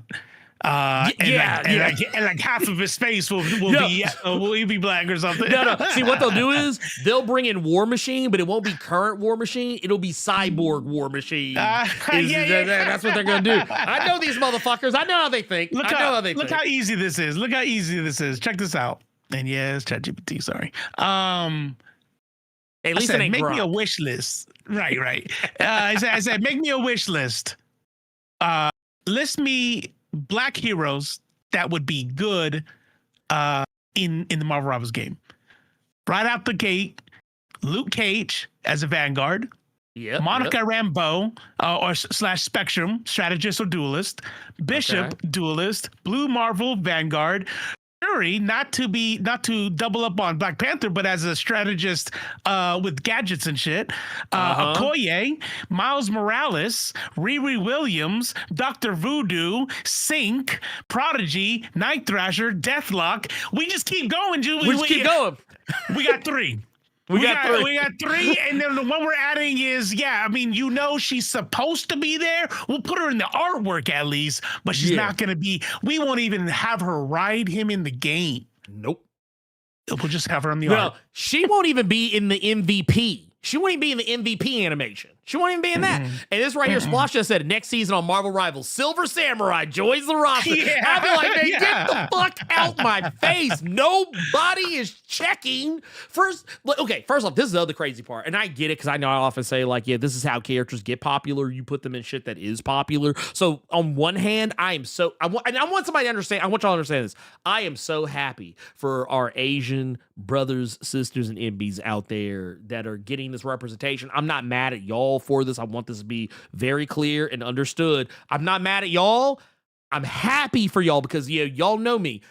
What is it I said every single time when Blue Beetle was coming out? I was like, hey, I'm happy for all my Latin brothers and sisters and MBs who get to have their Black Panther. They get to have their Black Panther moment where they can just all show up, get all suited and booted and shit, man. Start doing whatever the fuck it is y'all do when y'all celebrate and shit. I ain't gonna try and like replicate that because I ain't trying to be be problematic. But I'm just saying, like, wherever the fuck it is y'all do. Namor was my shit. Namor was my Black Panther. Yeah, there you go. That shit is so dope. Look, I ain't gonna hold you. I know look, I'm gonna tell you right now, the Mario, everybody was doing this for like at least a month. Everybody was like, hey, what's up, my boy? Yeah, I got what's up, my guy? But I also want to say at the same time, when Shang-Chi was coming out, I was like, hey, I'm glad now my Asian brothers and sisters and MBs, they getting a Black Panther moment. Y'all get to go show up and show out and stunt on these hoes because now they are finally giving you your shit. They're not giving you no whitewash shit. They're giving you the real shit. And I was like, dude, I'm so happy for y'all. But see, here's the thing. We're not playing the discrimination Olympics. We can all get it. Like at the same time that black people are getting their Black Panther, Asian people are getting their Shang-Chi, our Latin fam is getting their Blue Beetle or their Namor or and hell, I'll throw you another one here. This will fuck everybody's heads up. Everybody's getting there. All of our Muslim fam getting their Miss Marvel. You know what I'm talking about? I think we can all get it at the same time. We need to stop letting these people make us believe that we have to wait our turn. You made 50 characters. Right. 50. You act like it's a game that could only have 8 or some shit. Right. You know what I mean? Oh, this right here. I ain't gonna lie. I know who Luna Snow is, but I also have the same energy. Like nobody was checking for Luna Snow. Nobody was fucking checking for her. That's right. Nobody. Yeah, exactly. And see, that's it. And right here, you say you're not saying less Asian characters, you're saying more. Because here's the thing. You got a roster of over 50 characters, right? Clearly, they plan to add characters until the heat death of the universe. That's right. Yeah. Until y'all stop playing that fucking game. That's right. They gonna keep making. I promise you, they're gonna be struggling too, because they're gonna be like, God damn, there's more. You know what it's like? It's like when you're picking on somebody to answer. When you're picking on somebody to answer, you're like, "Ooh, pick me," and the person's up front going, "When did this game came out? This game came out December 2 years 6th. ago. Yeah, December 6th, 2024. Okay, so we're creeping up. We're getting ready to be in June of 2026. We're May 2026, creeping up on June. So what you're telling me is that we are creeping up on almost 2 years. We're creeping up on almost 2 years, and they have now, they now have 50 characters. Imagine, let's see, how many characters are in Marvel Rivals? Let's see, how many characters on release day? How many characters do they have on release day? 33 playable characters. That is diabolical. They added 17 characters in just under 2 years. Hey, you know what we'll get way before we get more black characters? We're gonna have skins where you can zoom in and see the shape of vulvas. That's what we're gonna get. That's it. That's all we're gonna get. You know, that's all they're gonna give us. This right here. It was Tokon debuting with 2 black female characters. Pretty cool. I don't feel like that happens a lot, and that is true. Yeah, they did only show up with 2 characters, but I will say this: I was shocked they didn't make y'all pay for the motherfuckers. I'm shocked. I am actually shocked. Absolutely shocked. Oh, and then this right here. This is so real. Doombot right here just said it. Dude, watch, when the game is struggling with players, they'll add a popular black character. Because that's the thing. They always make us wait. And this thing, I keep telling y'all this, and I don't know how long I'm gonna have to keep saying it, but we are the only group of people who, when we ask for something, they'll make it seem like we're being an inconvenience. Like, man, can't you just wait? Can't you never just wait satisfied? You have 3. You're right. They're like, man, can't you just wait? See, we didn't even have to do that. Right. I can't believe you're not grateful for the 3 we gave you. Like, you know what it is? You know what it is? It's always on some, man, here, nigga, damn, gone. Oh, shit. Gone. Here, here, take this shit. Go on, get on out of here. Go on. That's how they do us. That's how they do us. And then what they'll also say is that so black people are the only group of people who are held to a completely different standard. Because I was talking about this in a video the other day, and I hope you all go and watch it. But it was when I was talking about DC So White recently, and I was basically saying, we're the only group of people where if a black comic comes out or anything black related comes out, if it doesn't sell like gangbusters, we as an entire diaspora will be will be accused as the reason for why that thing failed. So what they'll do is, like, case in point, Sinners did not fail. But I'm going to use Sinners as an example. If Sinners would not have made bank at the box office, that would have been the narrative. See, black people didn't show up to watch the movie. But here's the thing. As Robo said earlier, black people make up about roughly 14% of the population of the United States of these here Americas. So let's say, I made this argument when I was talking about my, talking about how this relates in terms of like comic buying power. White people make up, what is it, 74, 75% of the country? Something like that? Like 70, I think it's like 73, 74 or whatever. So if you even broke down, like, let's say that half of these numbers go watch movies. So you say 14, 7, that's 7%. Whatever. Was it, let's say that it's, we'll be generous to say white people are like 75 fucking percent. That's like what, 30 something or other, 36, 37, whatever, somewhere, or is it 34? No, it's like 34 or something. Fuck it, I don't care about math right now. Point is, you're not blaming, like you're blaming the smallest percentage of people for not like being there. You're not you're not blaming any of the larger portions, because here's my thing. When something black fails, it's not because black people didn't show up, it's because everybody else didn't fucking show up. The reason why Sinners succeeded where a lot of other things failed is because it wasn't just black folks showing up for Sinners. Everybody white that I knew was watching that shit. I knew, dude, I was actually shocked, and I shouldn't admit this because it's gonna like make me feel like I need to revoke my black card myself. But I know some white folks that went and saw Sinners more times in the theaters than I did, and I saw that shit at least 5 or 6 times in theaters. I know some white folks that even traveled to go see that motherfucker in like some other states where they had like some of those like super extra special, super duper whatever the fuck screenings. When they had a screening, they had a special screening in the town where Sinners takes place. And I actually know a couple of white people who traveled to go see that shit. I didn't do it. So, I mean, that's the thing. That's the difference. That is the difference.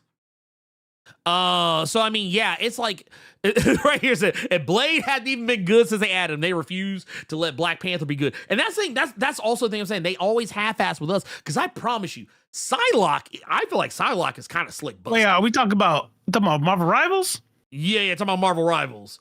I haven't played Blade, but I played Black Panther. I did not enjoy I'm gonna tell you what, I didn't enjoy playing as Black Panther, and I didn't even enjoy playing as Storm. I was like, God damn, Storm is like a glass cannon for real in this game.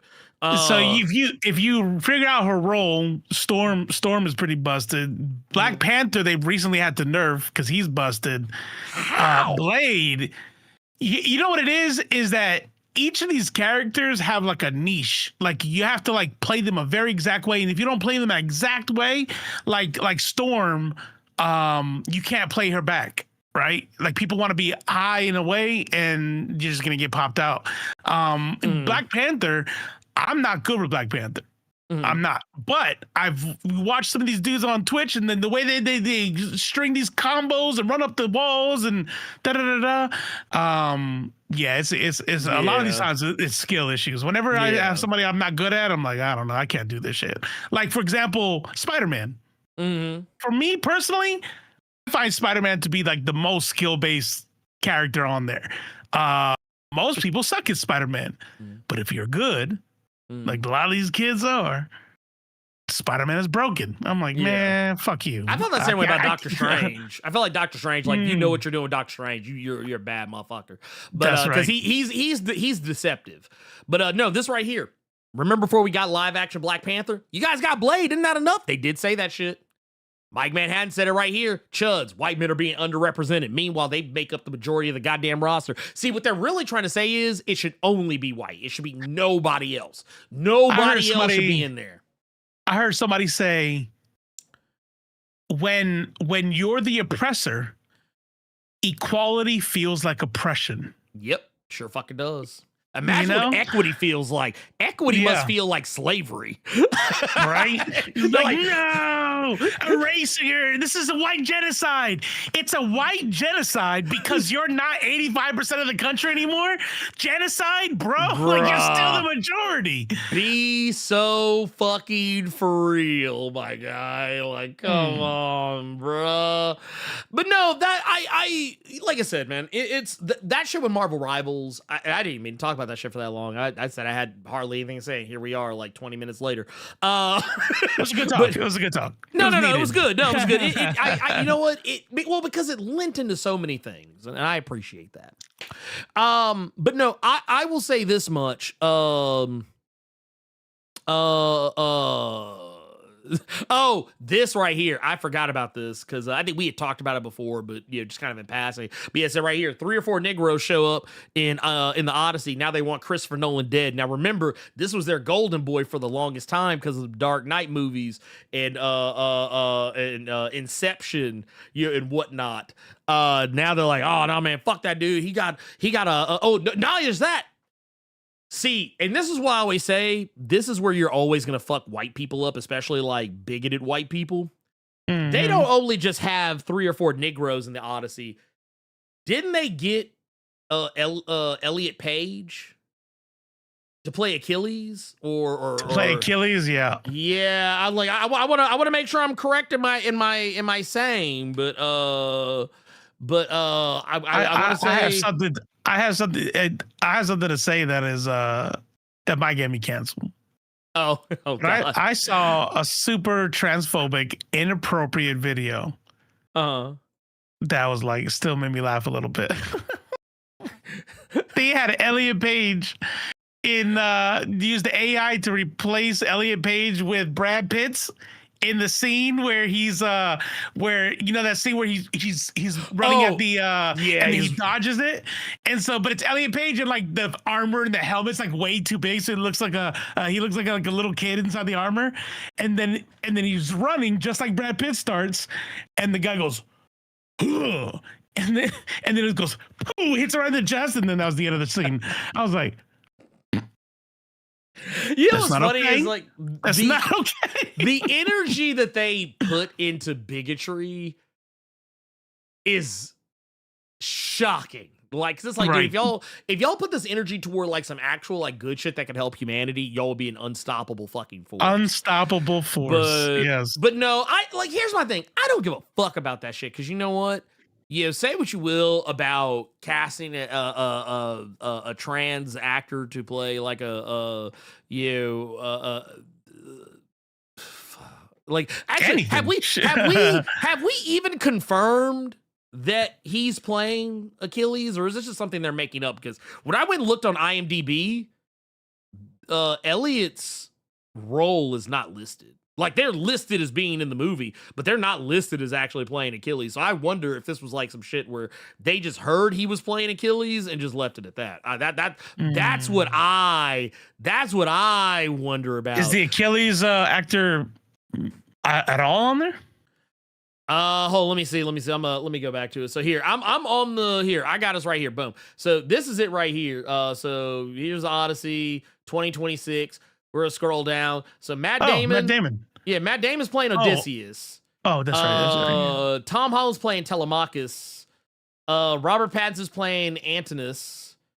And Hathaway's playing Penelope. Star-studded like a mother. Oh yeah, no, that's nothing but like this is a murderer's row of motherfuckers in here. Wow. This is the one. This is the one that got them real. And they were mad about that. Well, because you look at this. So this right here. This is the double shot. That's the one. Lupita Nyong'o playing Helena Troy and Zendaya playing Athena. That right there was a love it. That was like a 2-tap, like wow. Wow. Like, literally, you hit the motherfuckers with that shit, and I'm talking... They were dizzy as fuck. They were like, oh, shit, dude, what happened? It was like... like, bro, just back to back. They killed him. You didn't kill him. But then you also got... you got Mia Goth? Who's Mia Goth playing? I don't know why I asked Melantho. that. I don't know why I asked that name. Like I recognize more than 3 of these people on here. Oh, cool. Oh shit, Melantho. That's crazy. I don't know. Well, The I fuck that mean, is.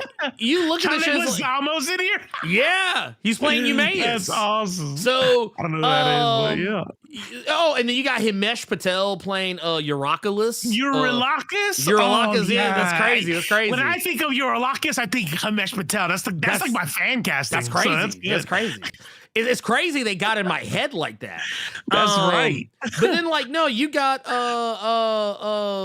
you got John Bernthal playing Menelaus. You got dude, Josh Stewart. I haven't seen that man in some shit in a minute. God damn, good lord, dude. Since that man pulled up on The Collector, I ain't seen that motherfucker. So I'm happy to see it. But no, Charlize Theron playing Calypso. Yeah, Elliot Page in a non-disclosed role. So I don't know what we're doing here.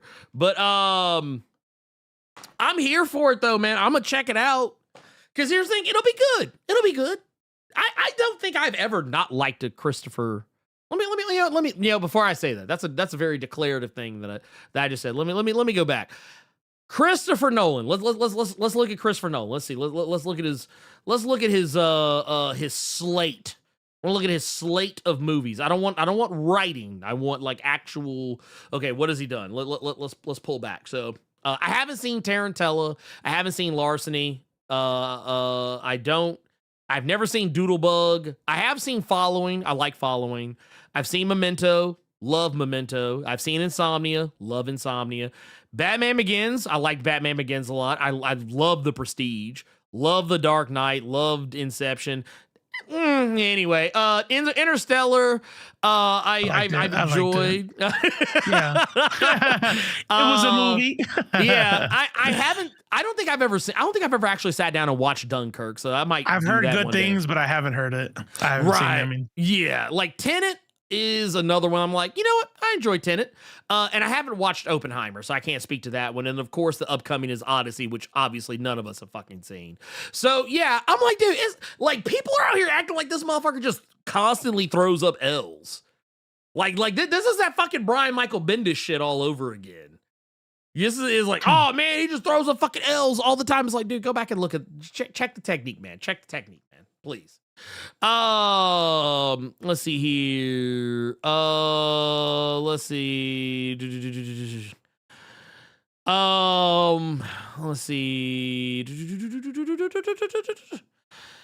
And I like this. I like this answer right here. Achilles is canonically ambiguous. Yeah, no, that's kind of how I feel about a lot of Greek shit. Like, I'm like, dude, wasn't Greece like wild gay? Like, isn't that like the thing that super everybody gay. always like, points out? Because I mean, I'm gonna be real with you. I've only ever been Christianity got there. They were super gay. Yeah, like I spent about 2 weeks in Greece once, like some years ago. Like I'm talking like, man, it had to have been probably sometime around like late aughts or maybe early 2010, something like that. And yeah, this shit was gay as fuck. I mean, I wasn't mad about it. Like, I mean, when I say gay as fuck, I just mean like nobody cared. Like if you saw 2 dudes like out like kissing or holding hands, nobody batted an eyelash. You saw 2 women, nobody really seemed to give a fuck. Let me tell y'all something that most people don't want to hear. Before the Abrahamic religions, nobody gave a fuck about that shit. No. You had sex with women because either you were attracted to them or that was, just what you're supposed to do because you have to make babies because there's only like fucking 100 people in your tribe. And so not making babies means your tribe doesn't exist. But the fact that like people had a sex life that included homosexuality was like, yeah. What? Yeah, that shit was fucking normal. Does getting your dick sucked different if you do, man? and I always say this shit all the time. I'm like, yeah, I'm straight, but do I know I would be straight for sure if I wasn't raised like in a fucking conservative Christian household? Who fucking knows? I don't have a time machine, but I think to think that everybody there would be this many heterosexual people without the Abrahamic religions, I think it's silly when you look at history. Yeah. And the thing is, I think the only thing that really changed after that is that people just more closeted about it. I don't like it didn't go away. Right. People just hit it. Exactly. Yes. Yeah. Yes. People just hit it. So like that, so to me, I'm just kind of like, well, you know what was the difference between like I'm letting my love of shows like Spartacus kind of color this for me. So I'm not being super serious when I say this, but I kind of am at the same time. The difference between Greece and Rome as depicted in Spartacus is that in Greece, they were just open about that shit. In Rome, right. They did that shit, but they just didn't tell anybody. They're just like, we had to party, man. You leave the wives at home, man. The men are going out and doing something. All right. Are they gone yet? All right, okay, man. Here, put this in your ass real quick. And what I'm saying is, there's nothing wrong with being closeted. I don't want anyone to think that, like, yeah, I'm shaming closeted people. But the thing is, like, yeah, the reality is there are plenty of people who are in the closet. And yeah, that sucks because I wish more people would live their truth. But the reality is, yeah, people have been like in the closet since like the Dark Ages, like since like you know what the tell is? Christianity. You know what the biggest hint is? Is you look at any situation where you are trapped with only men for a very, very long time, like prison or something like that. Then homosexuality, like what was that thing in Atlanta? He's like, oh yeah, that's prison. That ain't gay. That's prison. You gay on the outside. I'm not gonna hold you. I go back and watch that scene ever so often because, like, oh man, that was like the most like prison shit to say. I apologize. You know what? Here, I should have hit the button for myself. I apologize, Deckard. I should have been more responsible. Hey, I'm gonna drop a link in the chat for you all because I have a feeling this is about to get messy. So I posted that list in the Marvel Rivals subreddit. Oh yeah. And I just titled it. I didn't even say anything about race. I didn't even say anything. I didn't say the word black in the whole thing. It was all I put was it's not that hard, Netties, and then put that list of 15 heroes, and you already got a couple people starting to come in and like complaining. Of course. Fucking course. So we'll see. I have a feeling that before it gets crazy, they're gonna shut down the thread or the subreddit. It's gonna get real racist. It's gonna get mad, fucking racist. And that's how you protect your brand. You don't weed out the racist people because then that's gonna cost you money. You just gotta no. You can stay. Just keep it inside, please. Yeah, keep the hate tucked away in your heart. Don't let it out on the message board. No, they do that shit all the fucking time. They do this shit all the time. The fucking time. This is one right here. I think. Oh man, Reddit never fails to let me down, ever in the history of ever. I don't know if we ever actually pulled this up. I actually missed this one, or maybe we did, and I just don't remember. But did we ever bring up the phone call that Chud the Builder had? No, let's put that up. Okay, so yeah. Well, no. This was part of a super chat, and I think like as I was going through, we got to talking about it, and I just got wrapped up. But yeah, no, LA Chili had donated $5 earlier. Was talking about it, saying that and I haven't seen that, so we'll save that phone call for next week. But if I can find it, we'll listen in on it because this is not sure you hear the phone call of Chud begging to get bailed out and offering to do any fight for the help. Yeah, because I don't know if you heard. Did you hear how much his bail was? Didn't they put it at like $100,000 or some shit? It was like, yeah, I think it was like $1 million or some shit. Damn. Yeah, it was. But I also heard that he has a GoFundMe that's kind of crazy that they're allowing to keep going. So that's insane to me. Well, yeah, but remember the one lady who got fired because she called the Ethiopian people the N-word, the hard ER. Yep, I remember. And then that. they raised her like $60,000-$70,000. Yep. Yeah, here it is right here. Tennessee man known for racist videos held on $1.25 million bond for courthouse shooting. Crazy. It was diabolical. Yep. But you know what? Couldn't have happened to a better person, honestly. Could not have happened to a better person. I love to see it. I was gonna say, where are we at on? I say let's do this. Do we have any questions? We had time to eat o'clock. Yeah. Yeah, let's check that real fast. Boom, I want to see. I think we got a couple. We got one. We can answer that one, and I got a question that I pinned. Okay. So yeah, let's do that. We got one from Qdoma. Yeah, Qdoma afternoon to the woke Super Sentai duo with a dash of sazon. I was looking at why Gen V was canceled and feel there was was such a missed opportunity. There could have been the main show that could have made the main show better, leading to its conclusion. We had a strong black female lead character who was shaking things up just to be tossed in the trash. I read that Gen V was canceled due to production costs, viewership, and restructuring of the main show. My question to you is, what are your thoughts on all of this? Trash is what that is. They should not have canceled the show. For sure, trash, 100%. What I have to say about it, season. What I have to say about it is hopium, maybe copium. Yeah. I think that they're setting up for those characters to join other stories. That's my hope. Only because I don't know why you would bring her to the season finale of The Boys, call her the new, they say, oh, aren't you the new Homelander? Like, let us know how powerful she is. Just to say she's done. I don't know. I feel like they're setting her up for something, but yeah. I still wish the whole story of Gen V kept going for sure. Yeah. I just think we'll still see some of the other ones. But well, who knows?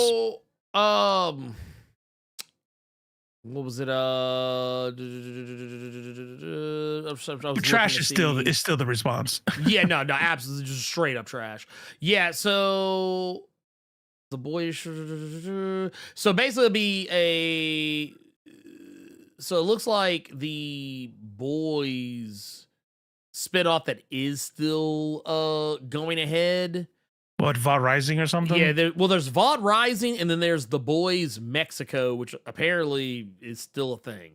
Yeah, I'm actually looking at it now. So yeah, there's VOD Rising, and yeah, The Boys Mexico. We don't really know. We don't have dates really, I think, on any of this shit. And yeah, there's not really a whole heap of a lot of information, just that, I guess the tone that VOD Rising is going to take, which now that I'm kind of looking at it, I think VOD Rising is probably just going to wind up being, like, I think that's a prequel anyway.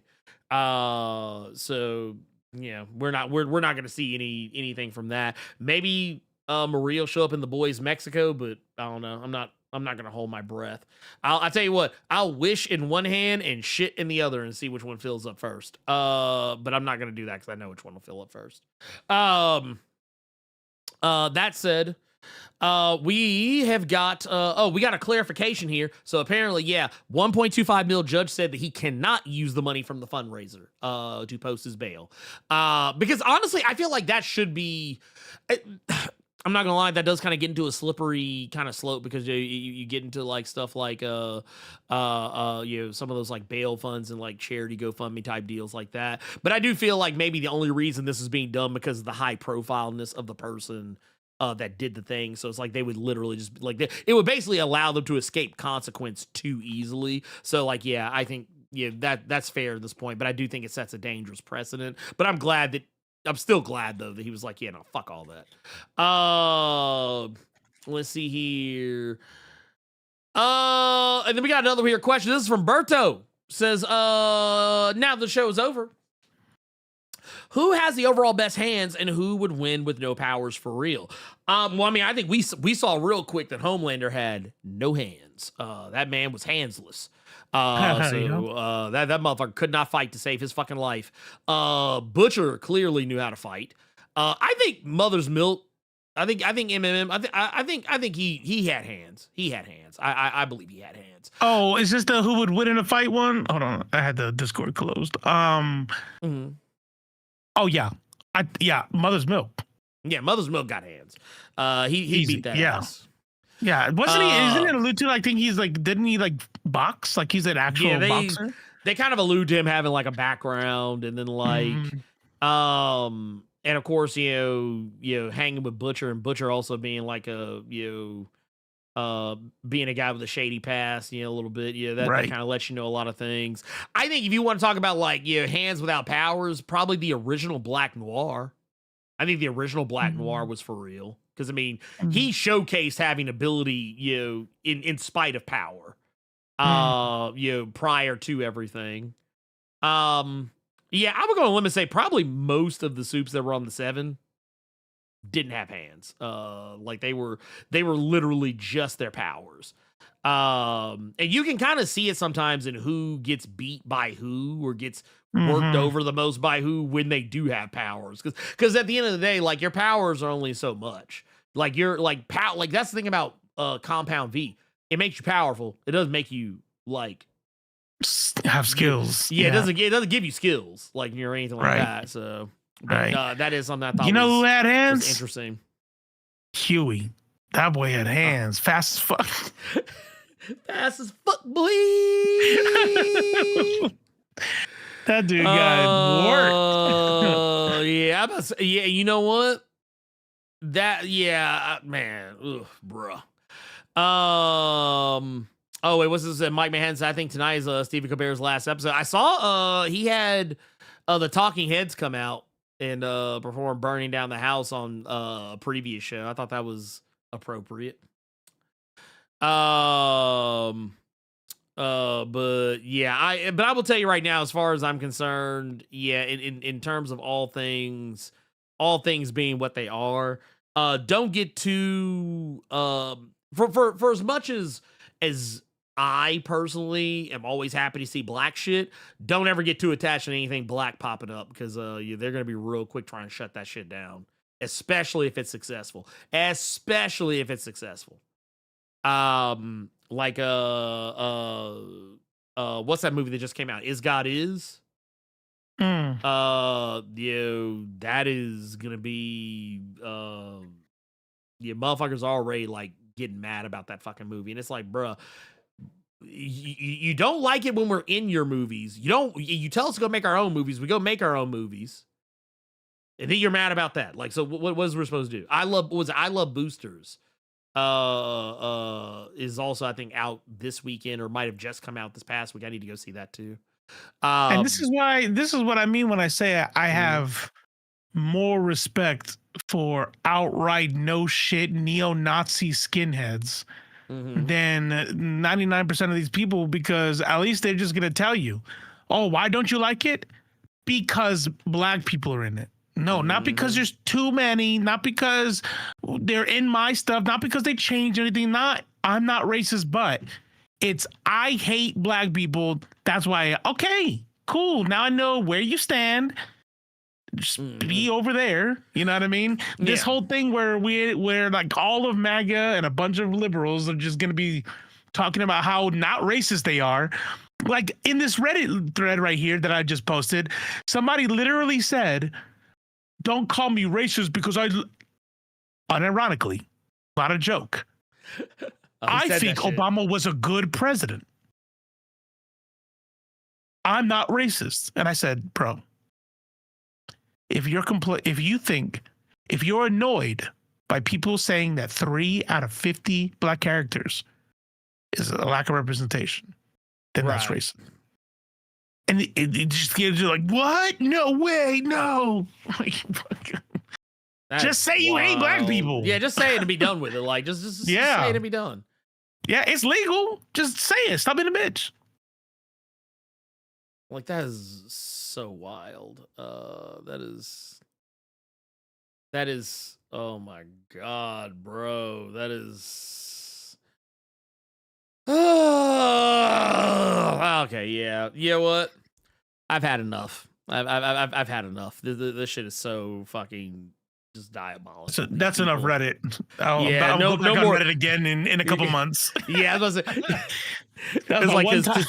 this place is a fucking cesspool. Get this shit the fuck out of here. But no, Daz with the Fortnite says this guy is amazing. Not enough people are talking about it. Yeah, no, I honestly maybe we'll talk about that too next week if we can get out to go see it. Like I was gonna go see it this weekend, but then my weekend got completely fucked off.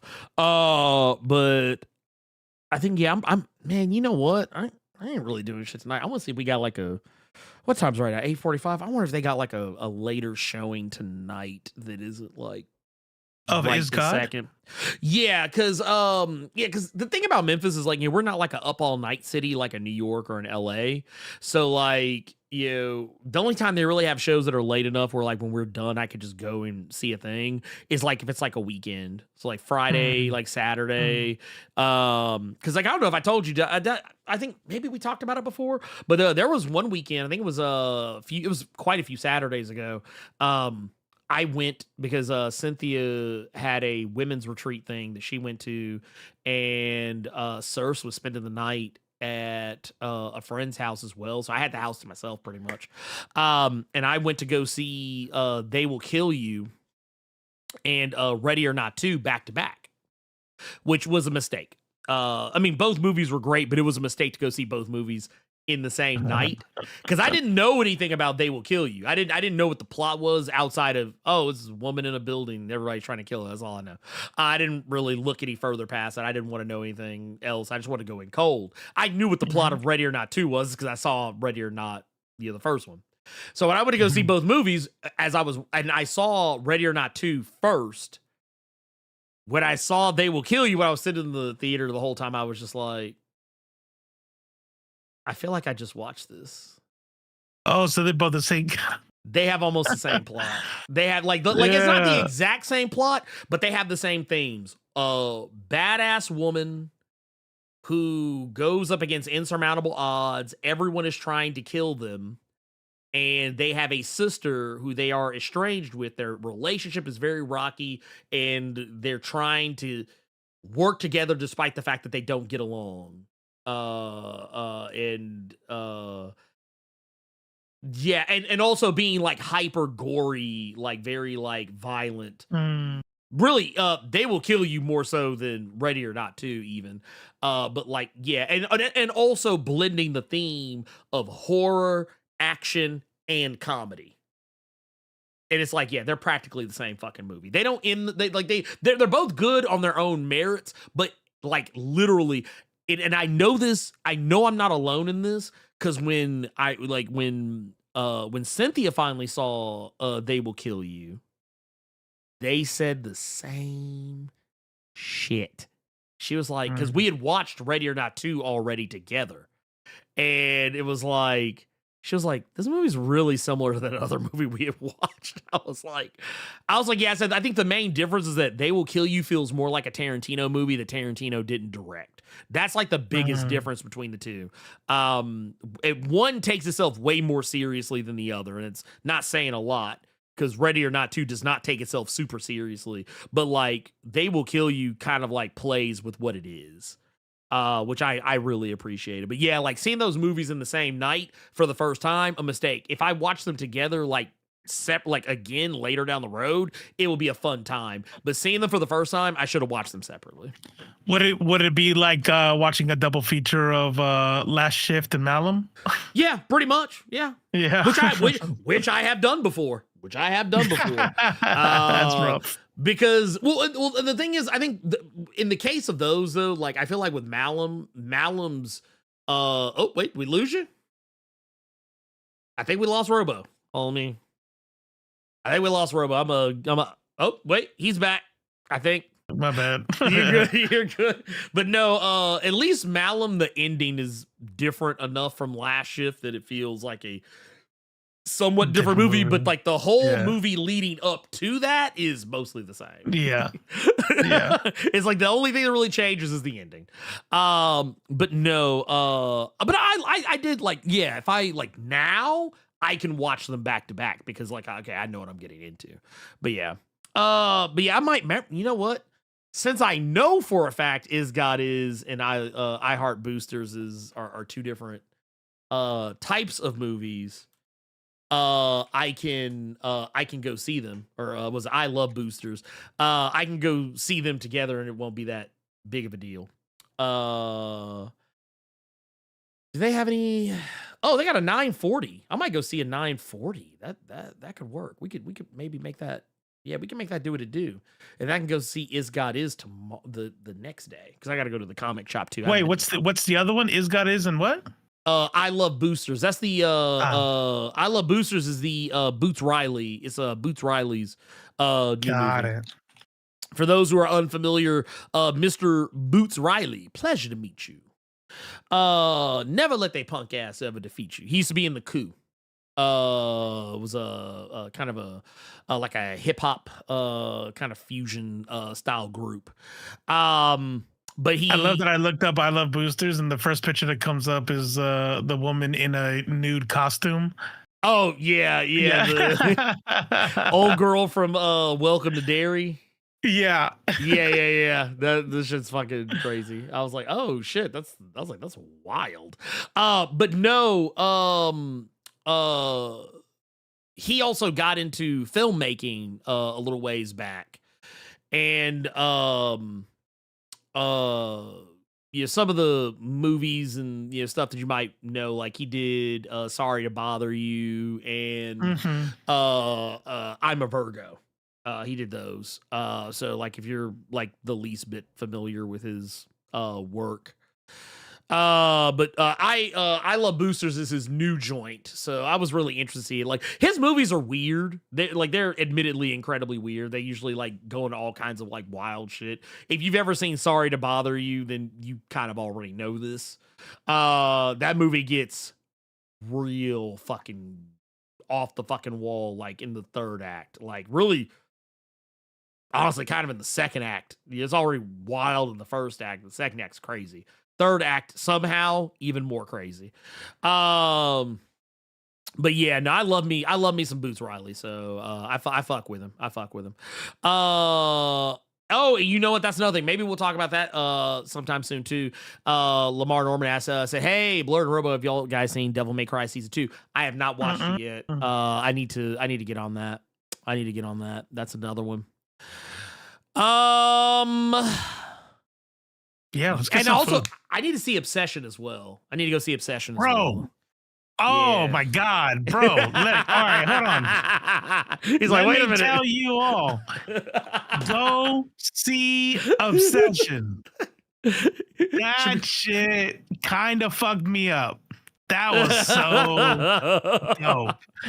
Oh man. And when you watch it, like open up your brain a little bit. Like it means a lot more. Try to find the subtext and you will really enjoy the movie.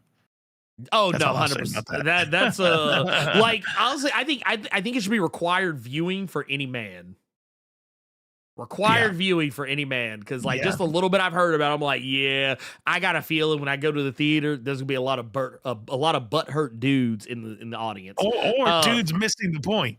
Oh, you know that what I mean? Too. Yeah, because it's kind of like a tell too. Like if you well, you know what, and let this be like a little bit of self-reflection. If you go in the movie and as you're watching it, you go, bitches be crazy. Oh, I had a girlfriend like that once. Yeah. You need to like, oh shit. Yeah, Robo was telling me I might be the problem. And then you just do some work. You know what I mean? Do some work.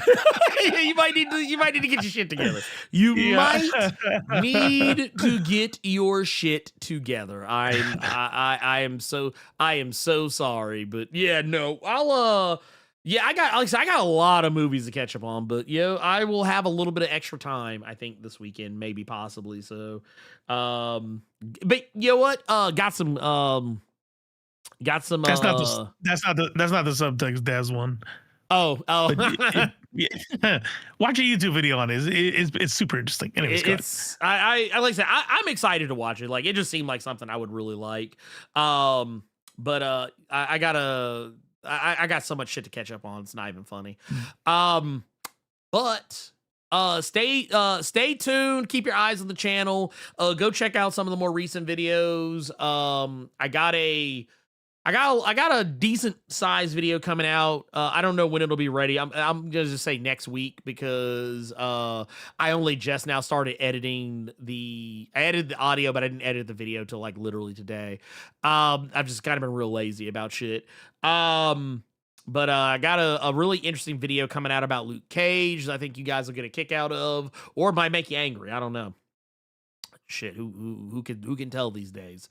Yeah, for everybody who thinks I got nothing but infinite smoke for DC and nothing for Marvel, well, I got one for them. And I think there's a and for all my Super Sentai Kamen Rider people, I shot a pretty decently length video about Kamen Rider that I'm gonna release that I think is gonna be a nice little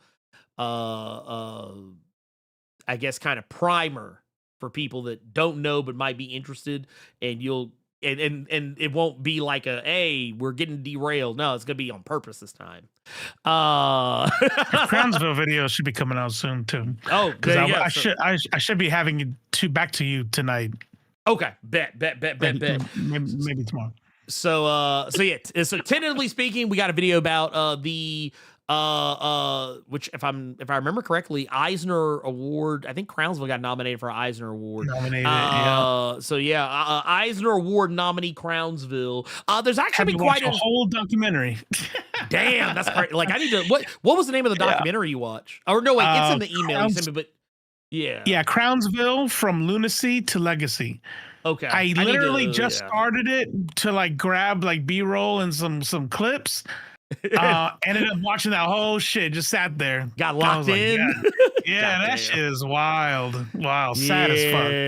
Oh no, the story of Crownsville is fucked off. Like that. Like honestly, this video will be some heavy subject matter, but I think it's shit people need to see and hear. Yeah. So that's why I wanted to do it. But yeah, a lot of the Eisner nominated books, I'll probably be not all of them because there's a shit ton of them, but like a lot of the ones I care about, you're gonna see me making some videos about. So stay tuned for those as well. And yeah, that's the show, everybody. Thank you guys for tuning in. We had a great time. Y'all were awesome as always because you guys are fucking amazing.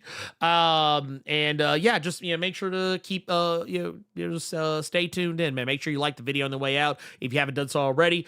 Make sure you hit that subscribe button too if you have not done so already. Make sure you hit that notification bell because it really helps fucking channel out, shit like that. Y'all know what I'm talking about. Anyway, with that said, you know what? For Robo of Left Face TV, I am Blerd Without Fear, and Homelander, We coming for you, nigga!